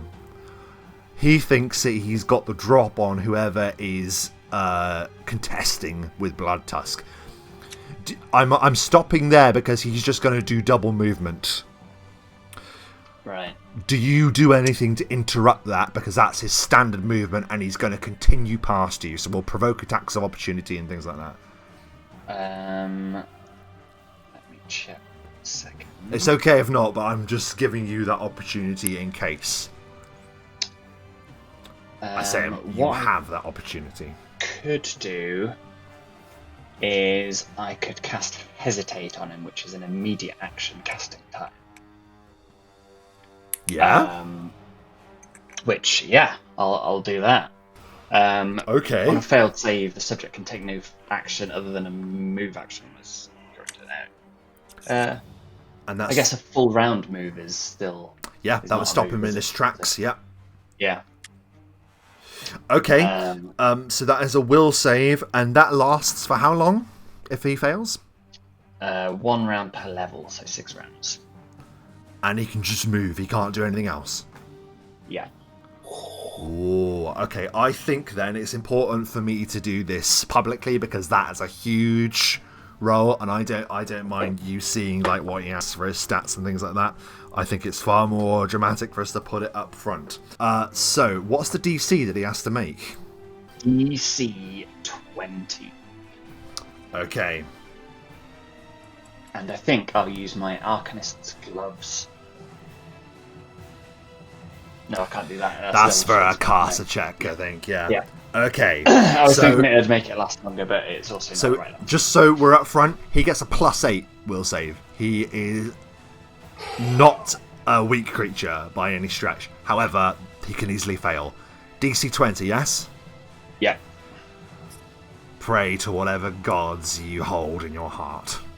Yeah, because I'm about to appear next to him. And as he's about to run past, he's snorting and hocking and making all kinds of horrible noises. He's got this vicious-looking club that looks to have been forged out of other tusks. But as he runs past, he's stopped in his tracks. Tell us why, Pop. Pop just goes, "Wait!" Like leaps out from round the corner. I'm just like, "Ah!" Oh my god. So but in the form of a spell. This creature is just exploded out of this cave, and you, with an instantaneous action, have robbed him of the rest of his turn. And it is now your turn, Pop. It could not have landed any better. What do you do? Pop, and he arrives. Pop pops into existence next to this guy. Oh, it's a lot of fun, isn't it? I'll cast Inevitable Defeat upon him. What? I don't even know what that is. So he immediately takes 3d6 non-lethal damage. Just here we go. Like that. Okay. Oh, I have to touch him first. I do have to touch him first. Actually. Okay, so he still has his defenses. He's not like held as in a whole person. He can still defend himself. He just can't move. Still, right? Yeah. Yeah, exactly. Or he can move, but just move. Gotcha.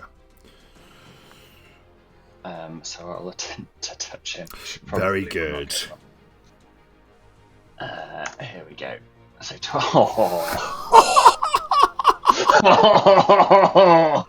Hang on. Does that mean the damage would be subject to a critical? Is it is it class as a touch attack?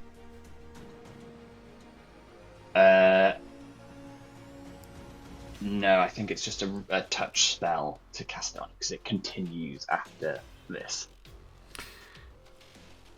Usually for things like you can with raise, can't you, where it's ranged touch, and you can with burning hands, which is just a standard touch attack.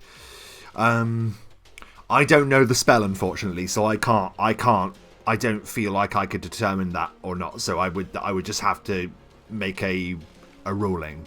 Does it say what kind of spell it is at all? Like if it's enchantment, compulsion, mind affecting spell. You know what? It's a critical.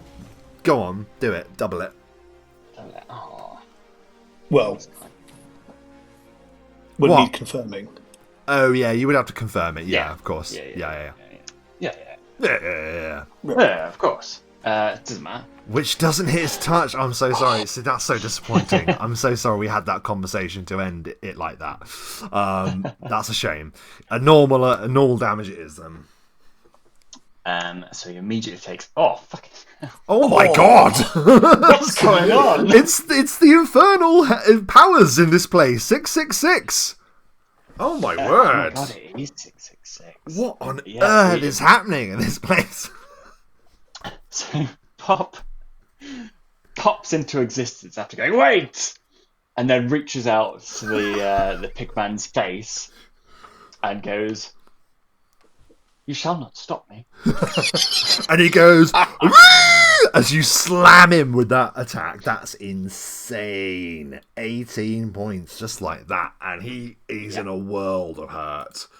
And every round following, he must make a will save or take another 3d6 points of non-lethal damage on every turn until he passes for 6 rounds. Until he passes or passes.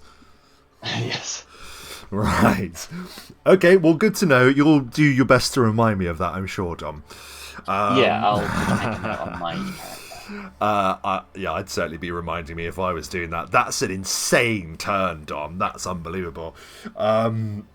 Okay, as Pop has completely turned the tables on this creature immediately, we move to Blood Tusk himself. And Blood Tusk, again, has only been hit by Fleece, right? Mm-hmm. Ow, and he was kicked by Guys, yeah. You can call me biased, Matt, but you know that can't be ignored. No, hit the horse. You are an unignorable threat currently. My armor class is still 15. And that is possibly a critical, Fleece. I mean, it's hard not to confirm as well. That is 100% a critical hit. I need you to roll me a D100, please. Please be kind. I mean, do I have to roll my own D100? Yes, I feel like please. This is just abuse. It saves me 58. No. I believe that's a multiplier. That is a critical multiplier. So, oh my god. 19 damage last time. Yeah, this yeah, could yeah. be... Well, listen, he could roll low, but... Oh my god. This could be it. Really bad. This could actually be Right, that's it. fine.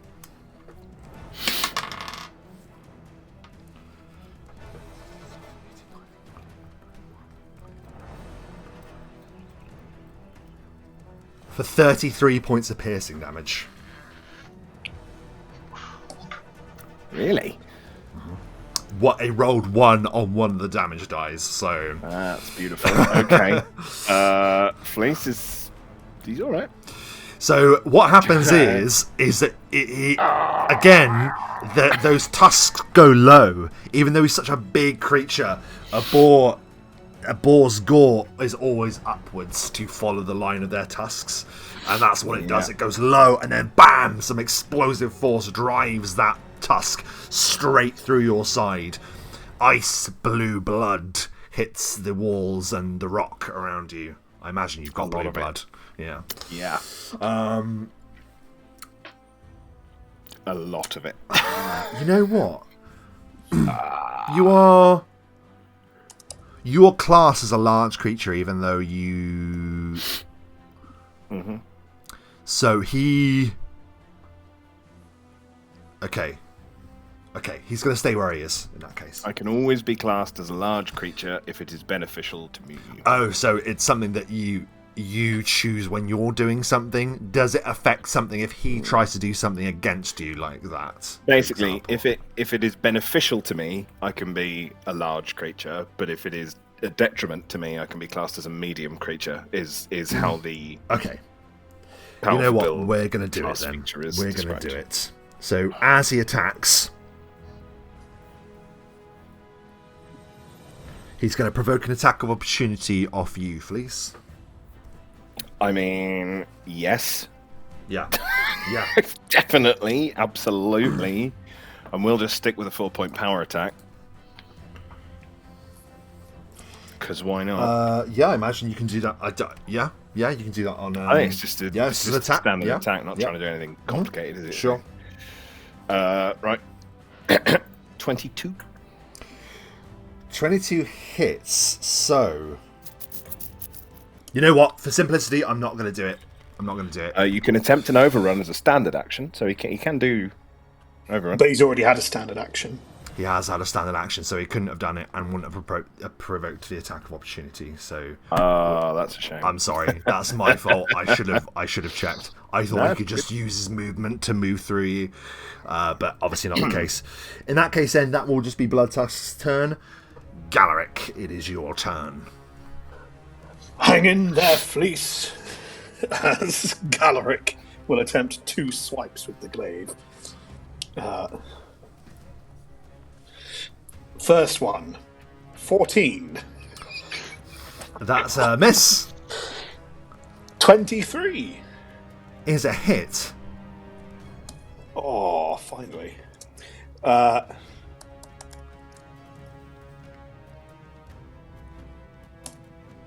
12 points of damage, and technically, it's a magic weapon. Great, and you notice that as it's a magic weapon, it passes into the creature's flesh without any resistance. Nice. It has a keen enhancement, so it is magic. Very good. It gives a disgusting guttural shriek. And is there anything else you do? Guys looks at me kind of like roid-ridden, frothing at the mouth, desperate for another hit, and I just give it a no. You will not. Not again. Much to Urgai's dismay. So that is it. That was a full round. Okay, great. That was Galaric's turn, and Fleece, it is now your turn. Fleece will withdraw. Okay. He will withdraw to there, and he will slump against the wall with his back and prepare to pull out a potion on the next round, but I don't want the attack of opportunity, so he's just withdrawing.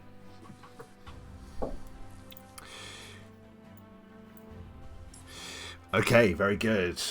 That was Fleece's turn. We're back to the top of the round, and this hybrid beast Pop can only move, is that right? That's correct, yeah. Does he get a save this turn to see if that is negated, or does he have to do this turn first? I believe Hesitate is just... hold up. One and done. Hesitate confers no special subject still defense. If you attack the affected creature, the spell ends immediately, so it is not hesitating anymore. Actually, I should have read that. Oh, you attacked him. Oh, yes. All right. Yeah. Fair enough. Okay. Well, we live and learn. We'll know it for the future. Wow. Okay. In that case, then, Pop. That's an issue. That is an issue. Thank you for your honesty. It suddenly realizes that it has autonomy. It also has a big axe.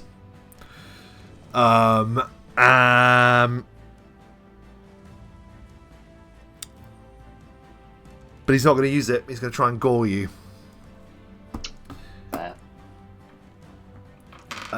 What is your armor class?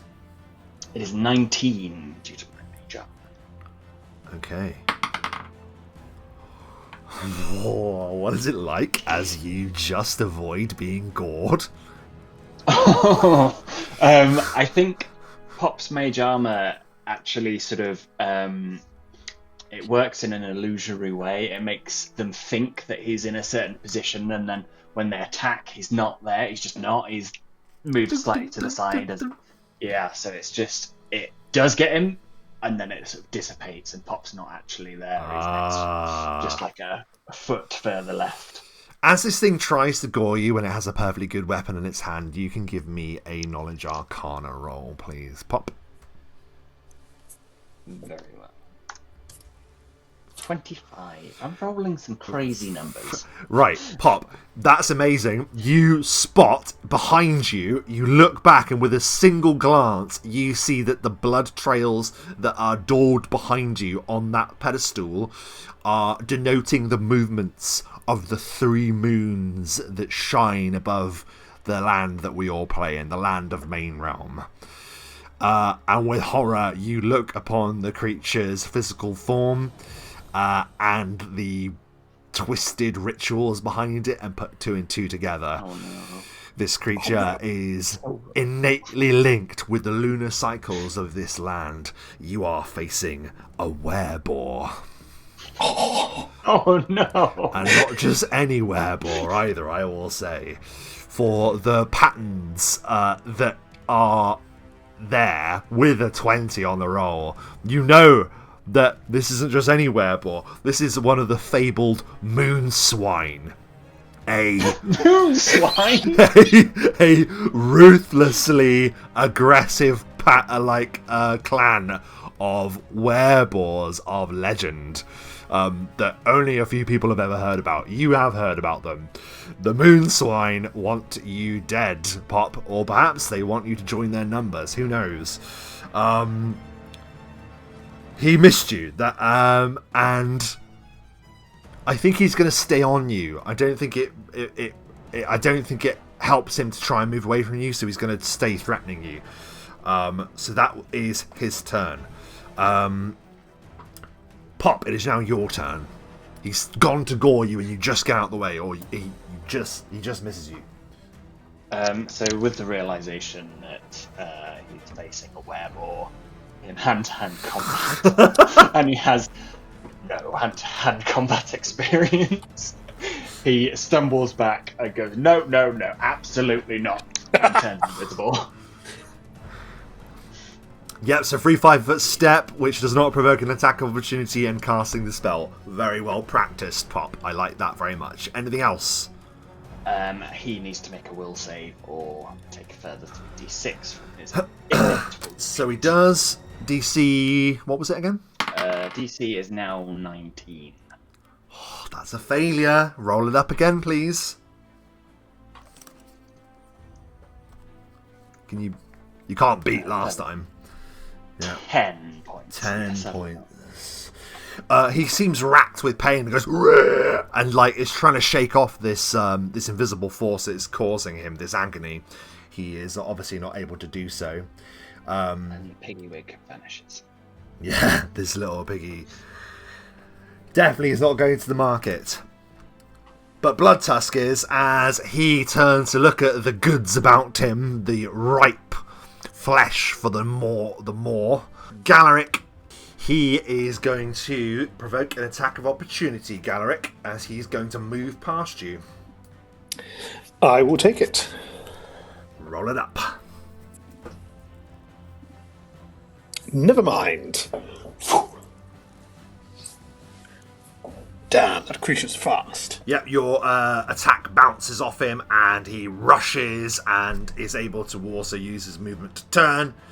There's a big scuff and a skid as the great creature throws like a wall of mud against the cliff face as he skids and then lowers his head. I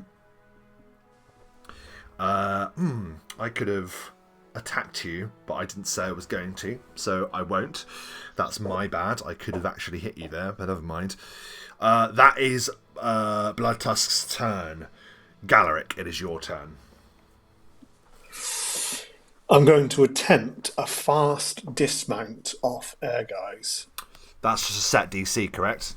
Yeah, it's to make it a free action. It's a DC of 20. Otherwise, it becomes a move action. Okay.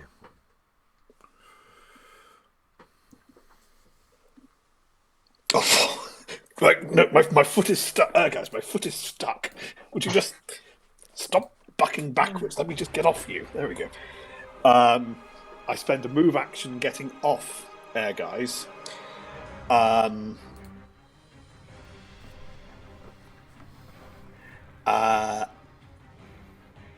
And then I kind of shoo him away because I'm concerned for his... Yeah, well, if you just want to pop him where he'd go... Just so he doesn't confuse us in the battle. Then, if he's going, he's going. He's going to trot around there just so he doesn't get a risk of being gored. That's fine. So then I'm left with. I'll then take another move action to there. And that's all I can do. Very good. That was. I've just spotted another creature as well. Oh my god! What is? Oh god! Yeah, you turn around, Gallery. This is the first time you see him. You see the moon swine. You see a wereboar. You don't know. I don't know whether you know what it is. We can determine that. It's up to you. But for the meantime, you're like, oh god, what's happening? Straight up intelligence. 13. Probably not. You just see a boar man, and just this. Oh god! And you probably go around the corner as he's sort of like doing like wild thrashing with the pain that Pop is causing him. So you just walk around the corner, and he's just like this thrashing crazy pig guy that you didn't know had been there previously. I have no idea where Pop is as well, so I'm just like, yeah, you can't see Pop. What's going on? And then suddenly it comes to you. Pop is a wereboar. Of course. Fleece, it is your turn. Fleece will take the two that we just got, Cure Mod potions. First one, oh yeah.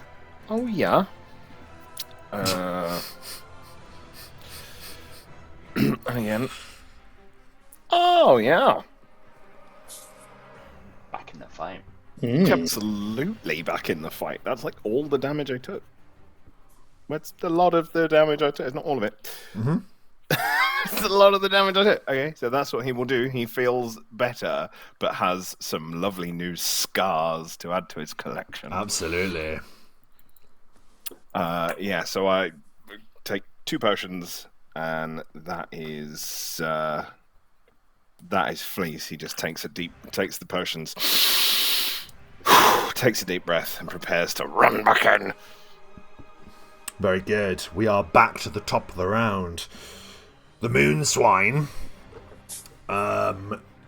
trouble to find that his prey has vanished, finds a new morsel.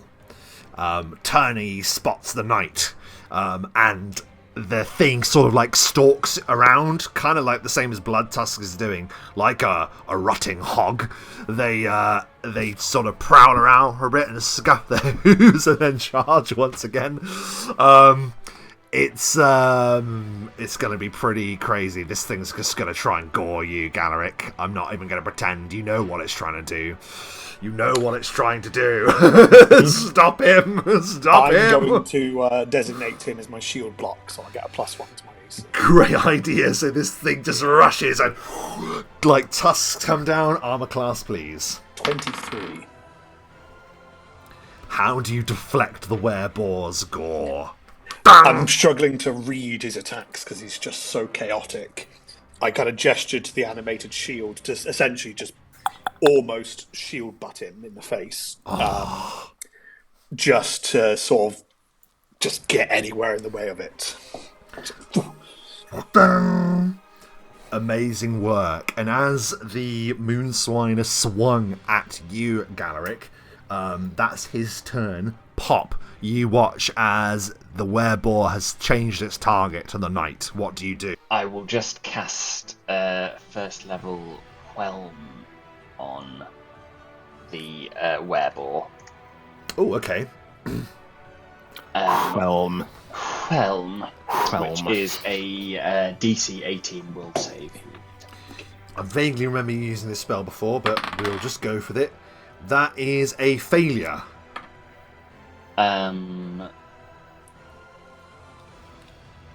So 1d6 plus 1d6 divided by 2 levels above first, so that's 3d6 Yes. points of non-lethal.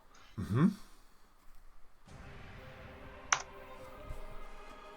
13 points of damage as Pop reappears and reaches out and tries to crush his mind in his Oh in my the word. werewolf's skull. I'm sorry, I need a calculator. And this is non-lethal, yes? It's all non-lethal. It's all been non-lethal, hasn't it? Yeah, I can't do lethal damage with this. Pop. How do you not only whelm, but overwhelm the moon swine? You defeat him. I think with this one, Pop is... he reaches into his brain and just starts to pull the little bits of the moon power that are powering him to rip the connection to the moon, which gives him more power, overwhelming him and knocking him unconscious. You're 90% water, you can still drown. David Tennant quote there from Tooth and Claw. Okay, very good. That was incredible. Garrick, you watch as Pop. Well, you don't know it's Pop because Pop's invisible, right? But well, he reappears upon casting it. Pop reappears, and as Pop reappears, the moon swine goes and just collapses to the ground, completely unconscious. Garrick starts to put 2 and 2 together. But then it's like a split second. You look out the corner of your eye, and that second of hesitation, that second of distraction, Blood Tusk is charging, and this time we are going to do a trample. So, as a full round action, a creature with this special attack can move up to twice its speed and literally run over any opponents at least one size category smaller than itself. The creature merely has to move over the opponent in its path. Any creature whose space is completely covered by the trampling creature's space is subject to a trample attack. If a target space is larger than 5 feet, blah blah blah blah. Okay, so if the trampling creature moves over only some of the target space, the target can make an attack of opportunity. It's not, it's going to go straight over you, Galaric. So a trample attack deals bludgeoning damage.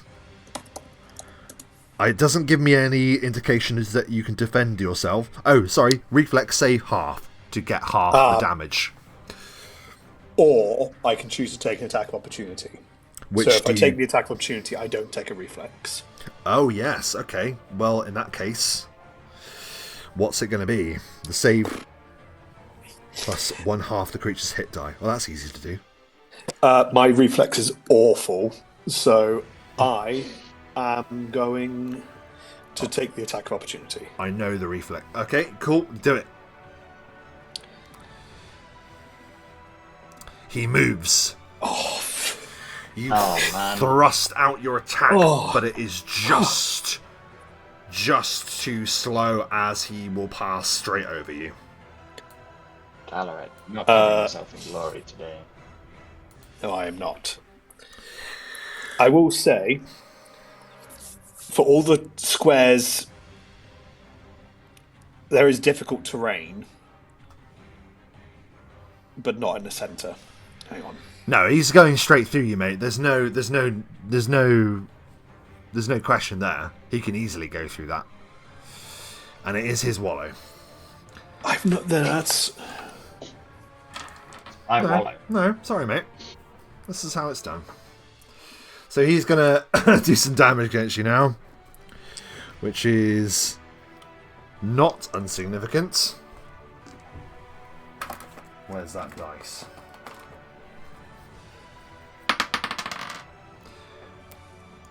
That is maximum, so that is 24 points of bludgeoning damage. Still okay. It doesn't say anything about you being not prone or anything, so we're just going to say that doesn't... Yep, it doesn't say anything about that, does it? Mm-hmm. No, he just runs over you, but the bashing alone is enough to just beat the hell out of you as he rides over. Anything else on his turn, I wonder? No, that's Blood Tusk. Galaric, it is your turn.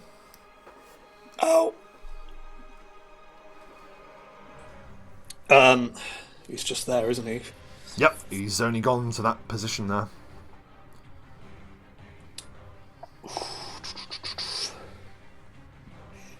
I mean, I know Pop's there, so I'm just going to take a I'll happily take a full round action to hit him twice. Very good.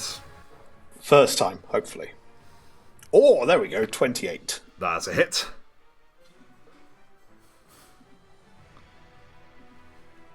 And 10, so 1 hit. Okay. 14 points of damage. As he rides past, what is it like as you slam your attack into him? He tramples over me, but as he kind of leaves the trample, I just kind of, falling into the damage, just thrust out the glaive as I cut through him whilst he's sort of rounding up the charge. And you note that his breath is gasps. Well, that's it. It's coming in gasps now. As it runs past you, blood is pouring from this creature. But he's still got a lot left in him. Though, that being said, there was no resistance again from that attack. Your magic attack not being blocked at all. Nice. That is your turn, Fleece. The battle rages beyond. Yeah. What do you do? So I will 1, 2, 3, so I can see what I'm looking at.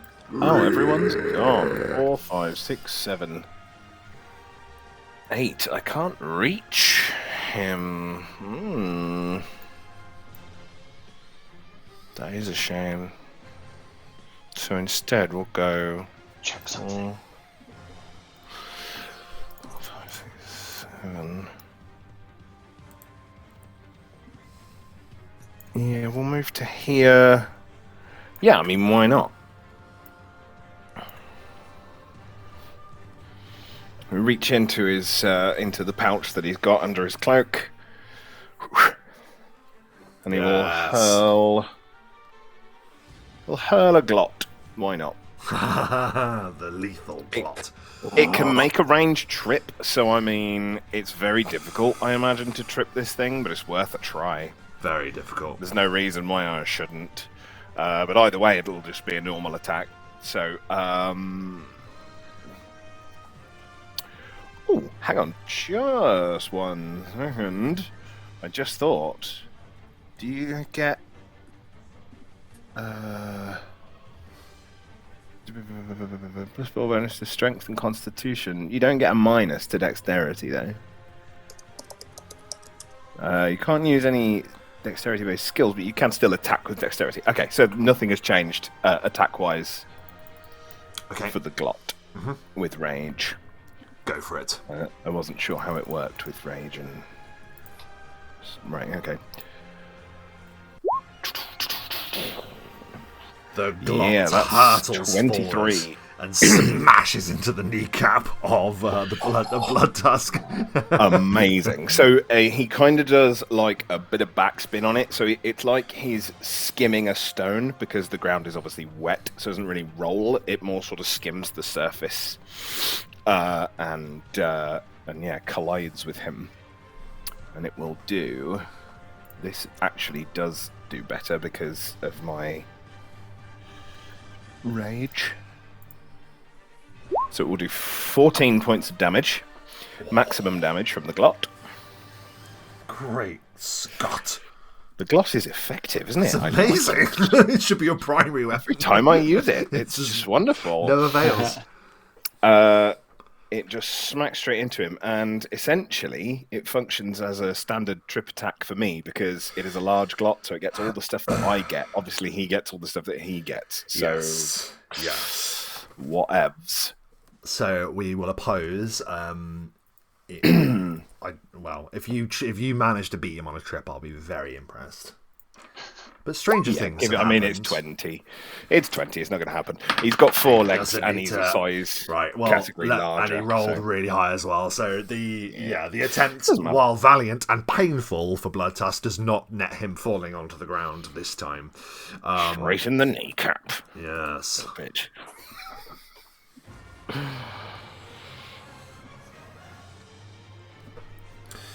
So as that happens, is there anything else you can do on your turn, please? No. Moved and attacked. Back to the top of the round. Oh, no, he's out. The moon swine is out. He does have a name, but you didn't ask him, so I'm not going to tell you. He didn't talk to me. No, he didn't, to be fair. Yeah. The moon swine. I haven't even seen the moon swine. Yeah, you don't even know the moon swine. Completely unaware that there's another enemy in the room. So he's out for the count. I need to remember that. So that means now we're back to the top of the original initiative, which is Pop. Sweet. Move.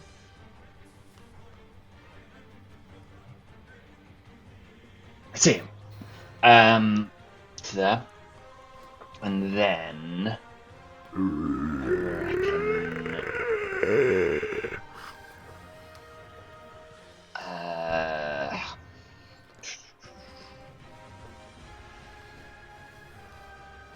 might not work. I will try and cast Glitter Dust on, which has the potential to blind him. Is Glitter Dust subject to spell resistance? That is a good question. I should add that as a I've just looked it up. No, it is not subject to spell resistance. Nope. Sweet. Because it's just you covering things in glitter. Yeah. Well, obviously it has the other horrible blinding effect, but, you know, there's that too. It's just making it more fabulous. Yes. So it's just a will save. DC is a mere 17. Okay. That is a pass. No worries, it just gets fabulous. Sorry, mate. No, I didn't think you would. I needed to try and help. You've done amazingly thus far. I mean, what can I say? Is there anything else you can do, Pop? I don't believe so currently, no. Then I'm very sorry for what is about to happen, because quite by fortune, Fleece, you are exactly 10 feet away from Blood Tusk, which is exactly what he needs to line you up for one hell of a charge. He, with blood streaming out of him, gives a snort, and blood just cakes the path in front of him, as if dictating exactly where he's going to charge. And charge he does. And forward he goes. Oh my god. He will provoke an attack of opportunity from leaving my threat range. He will. You never know. Oh, 19? You just hit him. By now you must have worked out his armor class is 18. That is a hit. We'll take it for 13 points of damage. As we go for the powerful charge, which I don't mind telling you would do 4d6 plus 14 points of piercing damage if it hit. He does not get the chance as he pushes into the charge. Galaric, you move in the way. How do you destroy him?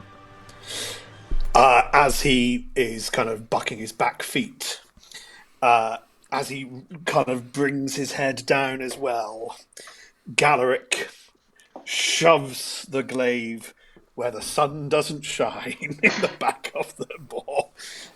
And just for a brief moment, all the hair stands on end for the boar before it clumps and falls down. Has a moment of experiences a moment of pure pleasure, followed by immediate death. And I like to think that all of that happens along with the traditional camera pans past the back of Fleece, and as it comes out the other side, we have the sliding snout just stopping just short of you, Fleece, as Blood Tusk tusks no more. Congratulations. The glitter dust effect should happen. Yeah, and it goes. It just glitters all over him. Oh, perfect. Congratulations. I was worried for that one. Spicy. Mm-hmm. Wow. That was definitely spicy. Wow. That's what we're talking about. Come on, guys. The dust begins to settle. This is a murky quagmire of misery. You are now looking around and see the remains of many dead creatures. We've lost Matthew. Including Matt's laptop. I'm just going to take it lies among the 2 moderate health potions. Yeah, please do. So that would be 20 each. Nice. Oh, yeah, you did it all at the same time. That's clever. Bloody clever. Clever that. Oh, it takes me to 69. That was Galeric taking a healing potion. Fleece, are you doing anything now that the dust of battle settles? Fleece does not need to take a healing potion. He is back to only having taken 6 points of damage. But he had... Luckily, he was raging, so he had a few more hit points. But from his just standard total hit points, he was 2 hit points away from 0. Whoa. Oh boy. That was pretty gnarly, Oh. I've got to say. Okay. And Pop, is there anything that you're doing now the battle is done? No, Pop managed to avoid taking any damage at all. That's how it's done, mate. You're not meant to be. I love that. That's great. Quite right. You are being an incredibly effective illusionist right now. It's insane. He does, however, say, just so you're both aware, the wereboar is not dead. It's snorting sleep. Did you say a wereboar? Oh, yes. A wereboar appeared around the corner, so I thought I'd deal with it.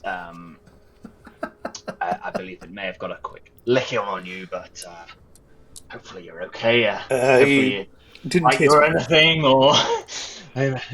Pop very quickly glances over Galeric for evidence of smaller tusk wounds than the giant tusk wounds that he's clearly been. I can assure you, Pop, that he collided with my faithful shield. Then we should be okay. Should be. Well, if he is only unconscious, He's only unconscious. Reason with a? Can you reason with a wereboar? I don't know. I've heard stories of werewolves and were-rats, but never a wereboar. Can you reason with them? You can reason with anything, mate. We could wait for him to come to. The creature is part man, then you can probably reason with part of the creature. Probably not in his current state. With the really great roll you did, Pop, you understand that these were creatures are all under the curse of lycanthropy.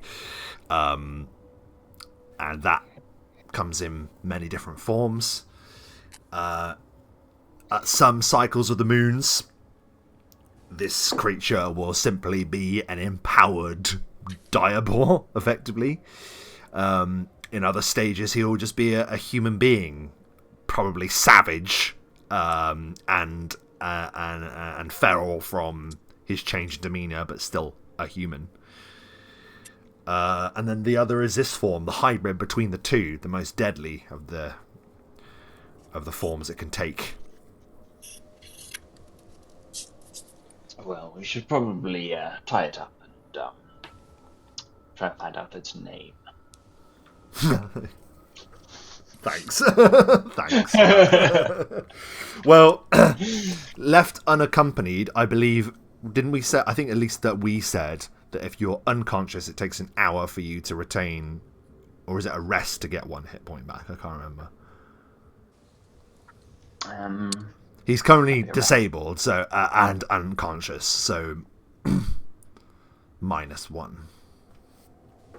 Right. I think is it an hour? I'm not. If he's just unconscious, then he's stable. He is stable. He's 100% stable because he took nothing but non-lethal damage. So he. So in theory, if he's resting, I think it's just an hour of rest, and he gets that 1 hit point. But he doesn't have to. So you'll have an hour to do with him what you will whilst he's unconscious. Absolutely. Well, if you want to use rope check, got any rope, I don't think. Nope. And there are no handy cages around this time. There is a big cave, however. I mean, we could go and stand him on that pillar. Lying down. When he wakes up, don't move. You'll fall. Ruthless. I love it. I love that. It's a good idea. Well, if we've got an hour, roughly an hour based on his snoring, we could have a quick look around the cave and see if there's anything we can use. And then, if not, chuck him. Yeah, absolutely. Well, there appears to be something over here that we have not really looked at. What is all of this? Oh, what a state. The blood and the symbols. Oh, yes, it's all to do with the moons and the cycle of the moon. I am not going Some to people are over obsessed. the edge of the blood here because I have heard stories of people entering into weird zones and taking an unnecessary amount of damage and dying because of the foul and evil gods that are spiteful and hateful. I'm gonna cast detect magic and see if the circle is magic too. You're using detect magic, did you say, Pop? Yes, Yeah. it's magic. It's magic, yep. Yeah, no. I always forget because I'm like, you can detect it, and after a certain amount of time, you can then. It's literally a matter of rounds. You just have to conconcentrate for 1, 2, 3. Fine. So I'll out just of tell you, rounds, that's it's just. fine. They should just be paired always. I say. But yep. You determine that absolutely, hilarious. It is magic, but it's a ritual magic. It is primal at its heart. It is effectively a form of ritualistic magic that's linked with prayer in a number of ways. You see telltale signs of sort of like a tusk-like emblem that appears here and there, carved into the rock. And you suddenly think you saw a symbol like this when you were in the Call of Erythnul's sanctum. There was this symbol here. This is enough to let you know that these creatures are drawn to the same evil that appears to be pervading this land. This call to slaughter in Slaughter's name, effectively. So, with horror, you're able to determine that the Boars are also calling for Erythnul as well. Do we get an indication of what the ritual does, or just that it's some sort of prayer to Erythnul? It's just a prayer to the god of slaughter. You think that there's something to do with their transformations and effectively changing their transformations, altering what forms they take. So manipulating that innate power to make them the most effective killing machines. That's why he's in his hybrid form currently. Cool. But that's all you get from that. We'll relay that in it's a crude, ritualistic prayer system to the god of the slaughter, Erythnul. You may remember from our previous experiences with this god of disgusting and dreary killing and murder in the most banal of fashions. This particular circle changes how the phases of the moon affect them. Normally, of course, the phases of the moon will do certain things at certain times of the phases. Different types of the half moon, the total eclipse, these all have different effects on a werebore, etc. I love that he goes off on these lectures essentially. And usually, Fleece is kind of a wide-eyed. He's genuinely really, wow, like he's really interested, but this time he's in pain. He's healed, like he has healed up, but he took so much damage that he is literally he's in pain all over. He's like, oh, this has been so tough. So he's just really struggling to listen to what the hell you're saying. Oh no. There appears to be some sort of dead body over there. Maybe we should. Yes, that's we're right. We're going to make sure they are dead and not also some horrible creature. Well, do you investigate? I believe that we should. Yes. Please proceed. Let us. Before you go past the circle, do we get the impression that if we break the circle, we will end the effect, or is it? You imagine that would disrupt the ritual, yes. Whether it would change him immediately, you don't know. As he walks past, Pop will kick the circle and just scuff the markings on the floor. No change appears to happen immediately. But time could tell. You know, these things could take cycles. It could take a day. It could take a fortnight. A 10-day. Very interesting. In his head, he starts with 1, 2, 3, 4, 5, and it's just to count to see how many seconds, minutes, hours 2, 3, will pass roughly. Yeah, you know, he's not under threat of any change just yet, but you think after the next perhaps day passes, then there may be some change, whereas before it would continue. I won't count that whole time then. Okay. Oh no, please do. No, please go ahead. We're in no rush. Yeah, we're just going to investigate this area over here, the body and the stuff. Yeah, so you find you are right on both counts there, Fleece. Not only is this person dead, but they are also some form of terrible creature. You can see that this is a half-transformed dead body. Like mid-transformation between human and boar. It is grotesque to look upon. Though there appears to be fragments of clothing that suggest that this was a traveller of some kind, and not one of small means either. They have a rather ornate red velvet cloak, for instance. Perhaps the original owner of the red velvet bag. Does it match with a matching set? It doesn't seem to match the lovely red velvet bag of holding that you Interesting. There is a traveller's chest in the corner. Inside there are just travelling provisions, but there is an alchemy satchel with a number of potions inside, which we will determine in a moment, because we're just going to do that randomly.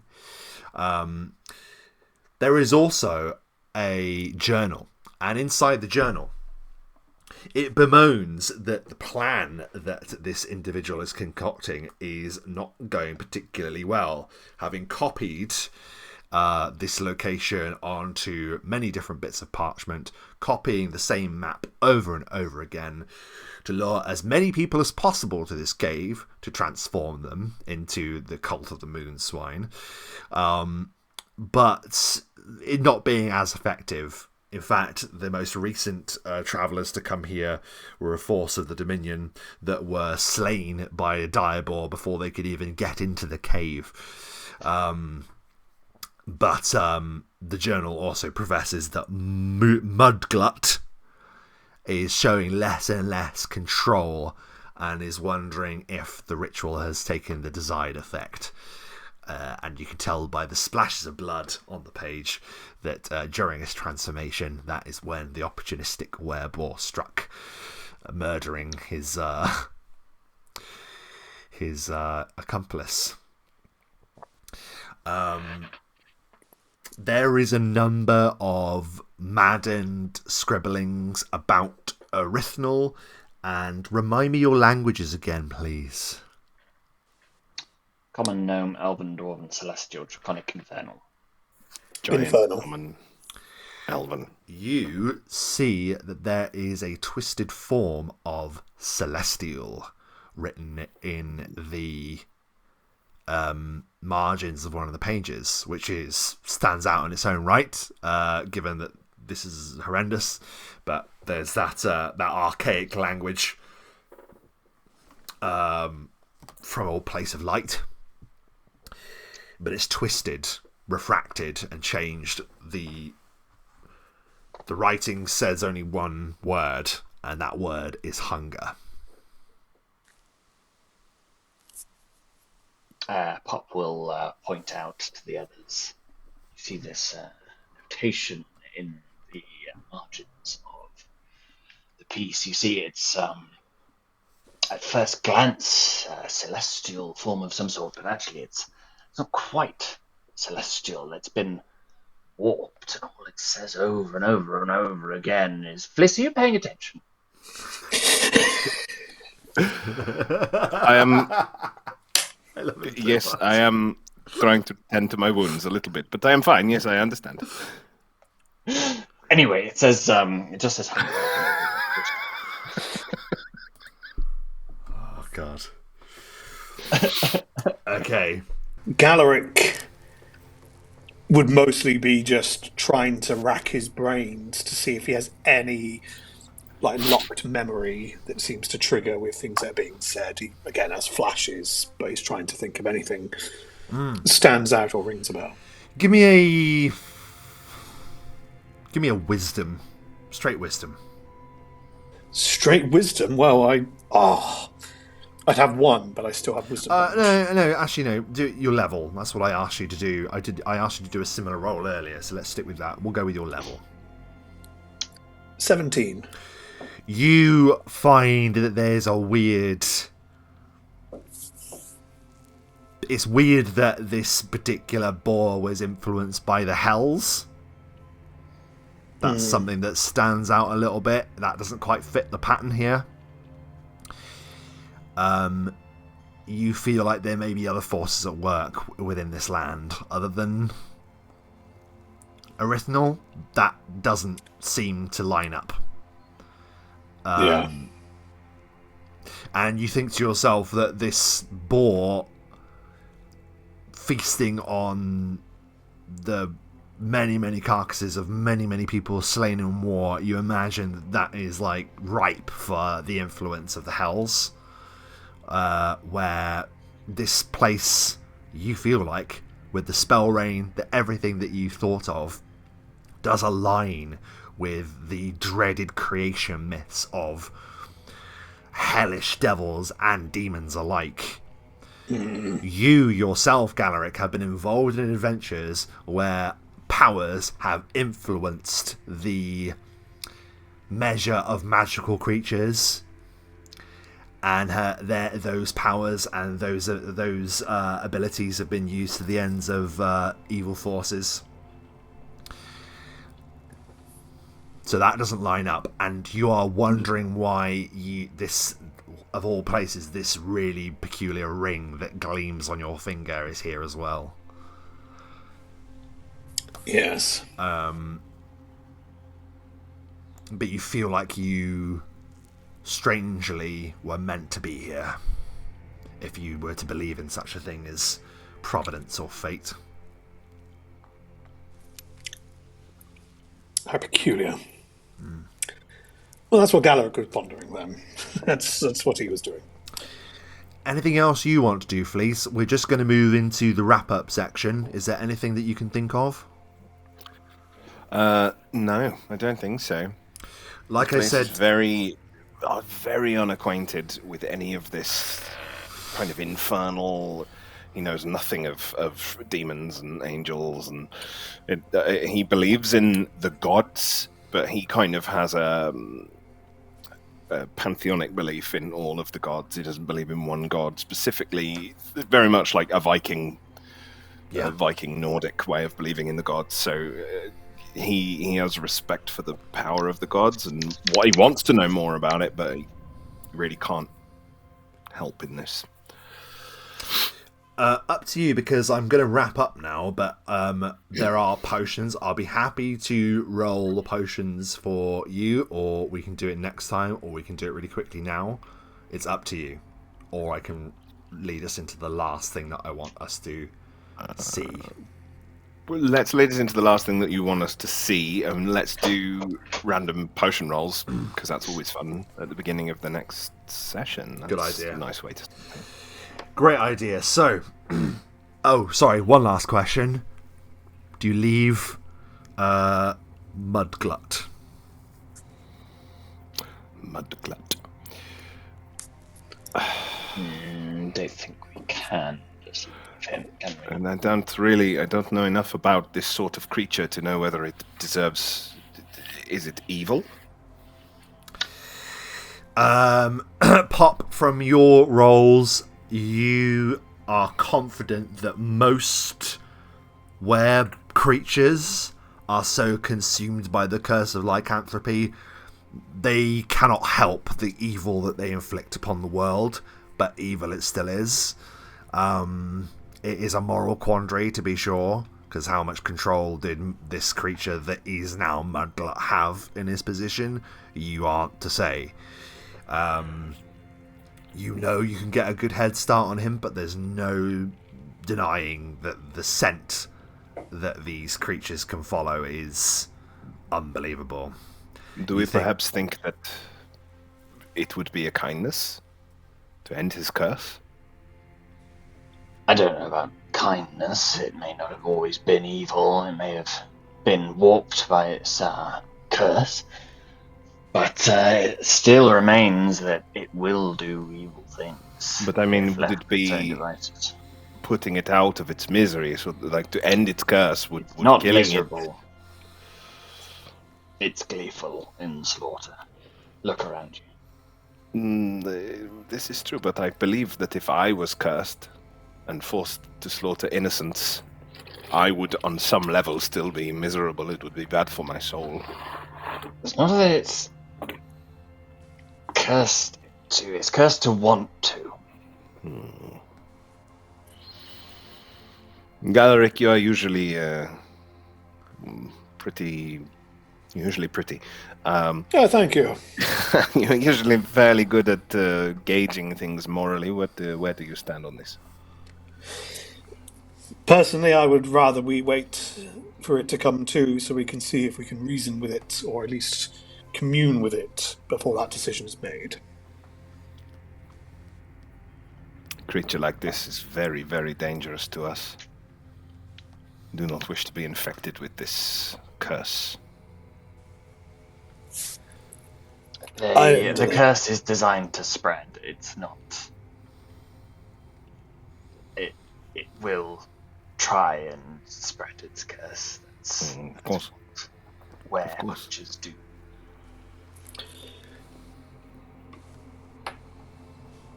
I would leave it to, if that is the decision we go with, then so be it.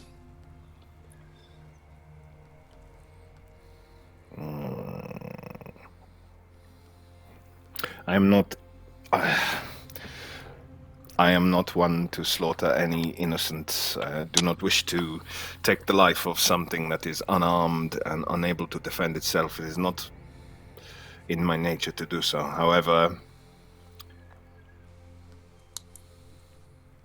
rest assured, there is no innocence in this region that I am aware of. It worships a god of slaughter.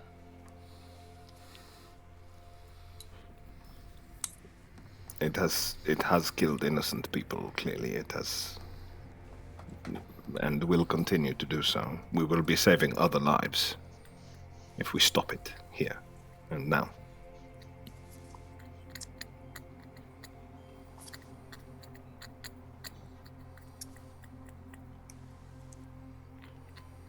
I would vote to destroy the thing. It's long past saving. Pop, I do bow to your superior intelligence in these matters. Galeric, I look to you for moral guidance. As I said, I understand the nature of the curse. I would wish perhaps to commune with it, but that is just my decision on the matter. Does anyone have any? Point to the blood on the floor with the altar to a god of slaughter and say, "There's your cleaning."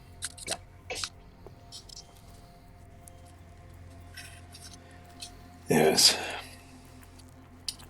What about you, Fleece? I am entirely lost in this matter. I do not know enough about these creatures to know whether it is even worth communing with it. I know there are some creatures that you cannot reason with. I am once again loath to dispatch anything that cannot defend itself. It is not in my nature, but if it will be saving lives to do so, I will do it. It will not feel good, but I will. I do not know enough to make a strong decision. So with Pop leaning to the dispatching of Mudglut, Galaric leaning towards awaiting it to wake to see if it can be of use to offer information, and Fleece being paralysed in the middle. I think that is the healthy moral decision that we will start the next session with.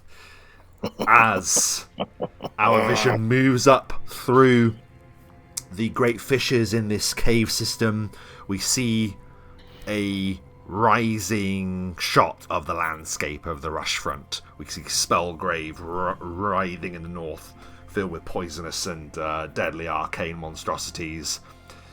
But at the very south point of Main Realm,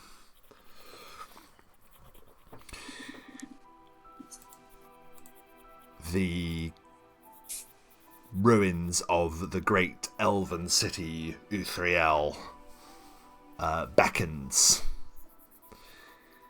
This great city that was built upon by the elves in an alliance with the Plane Touched.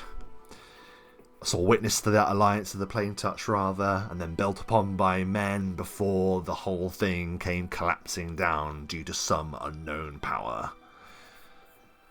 And it is there that we will explore next session also. So, a very interesting end to the session there. We'll be really quick about this, but we will wrap up with our final thoughts, and I will start with Mike. What are your thoughts at the end of that session? Yes, wereballs, big fiendish balls. Scary combat. There was a couple of moments for Fleece and myself that I was quite worried. And then from Galaric's point of view, there's a lot of hellish influence. There's that ring. There's the direct influence, and then there's just this purveying evil that seems to just be so ingrained within the land itself. It's just, for a lack of a better description, riling Galaric up somewhat. It's stands against what he is wanting, and it is leading him on a different path, shall we say. And I can't wait to see where that path goes. Matt, what are your thoughts at the end of the session? Well, Rob, I don't mean to be cruel, but I thought the session was really boring. Boring, wasn't it? Wow, so no, it's boring. Great. What I find, I really love the moral quandary being such a big difference to any other parties. I love those differences because I feel like our previous party in Knights of the Apocalypse probably wouldn't have hesitated. He wouldn't have survived the fight. Horrendously cruel. No, he wouldn't anyway, but if he had, we would have utterly destroyed him. And taken glee, I think, in doing it. Yeah, that was gnarly. I thought I might have been done for there, and if it hadn't rolled incredibly badly on its critical, I would have been, because I had. But a bad roll was still in the 30s. Yeah, so... it really was, and I was relying on rage health there. Yeah, it was great. I look forward to seeing where we're going to go. Like I say, I mean, Fleece is a bit lost, really, in all of this. Yeah. But just wants to get to it and keep going. And finally, Dom, thoughts at the end of the session. Yeah, another good one. A classic Rob subversion of combat. The combat. Look over here! Look over here! Yeah, always enjoyable. A double subversion, actually. It was, yeah. Which was a lot of fun. I feel like I'm getting to grips with Pop as a character as well, which is nice. Feels starting to feel more natural to play as him, and he's at home amongst people. He doesn't really like monsters. He's not interested in monsters particularly, but always looking for more information where he thinks he'll get it. But yeah, loved it. Always good to have a moral quandary at the end there. And that's what we'll have to come back to. For those of you watching on YouTube, thanks to you ever so much for sticking with us right to the end. If you like this, then give us a like. If you'd like to see more like it, then give us a subscribe. And as always, we shall end this session by saying the fabled words written in Celestial, Infernal, and High Gobbledygook. And that is, burn them rolls. Don't fuck that pig. And don't tell your mum. New one. Don't tell your mum. A new one. No. You're hamming it up now. Oh.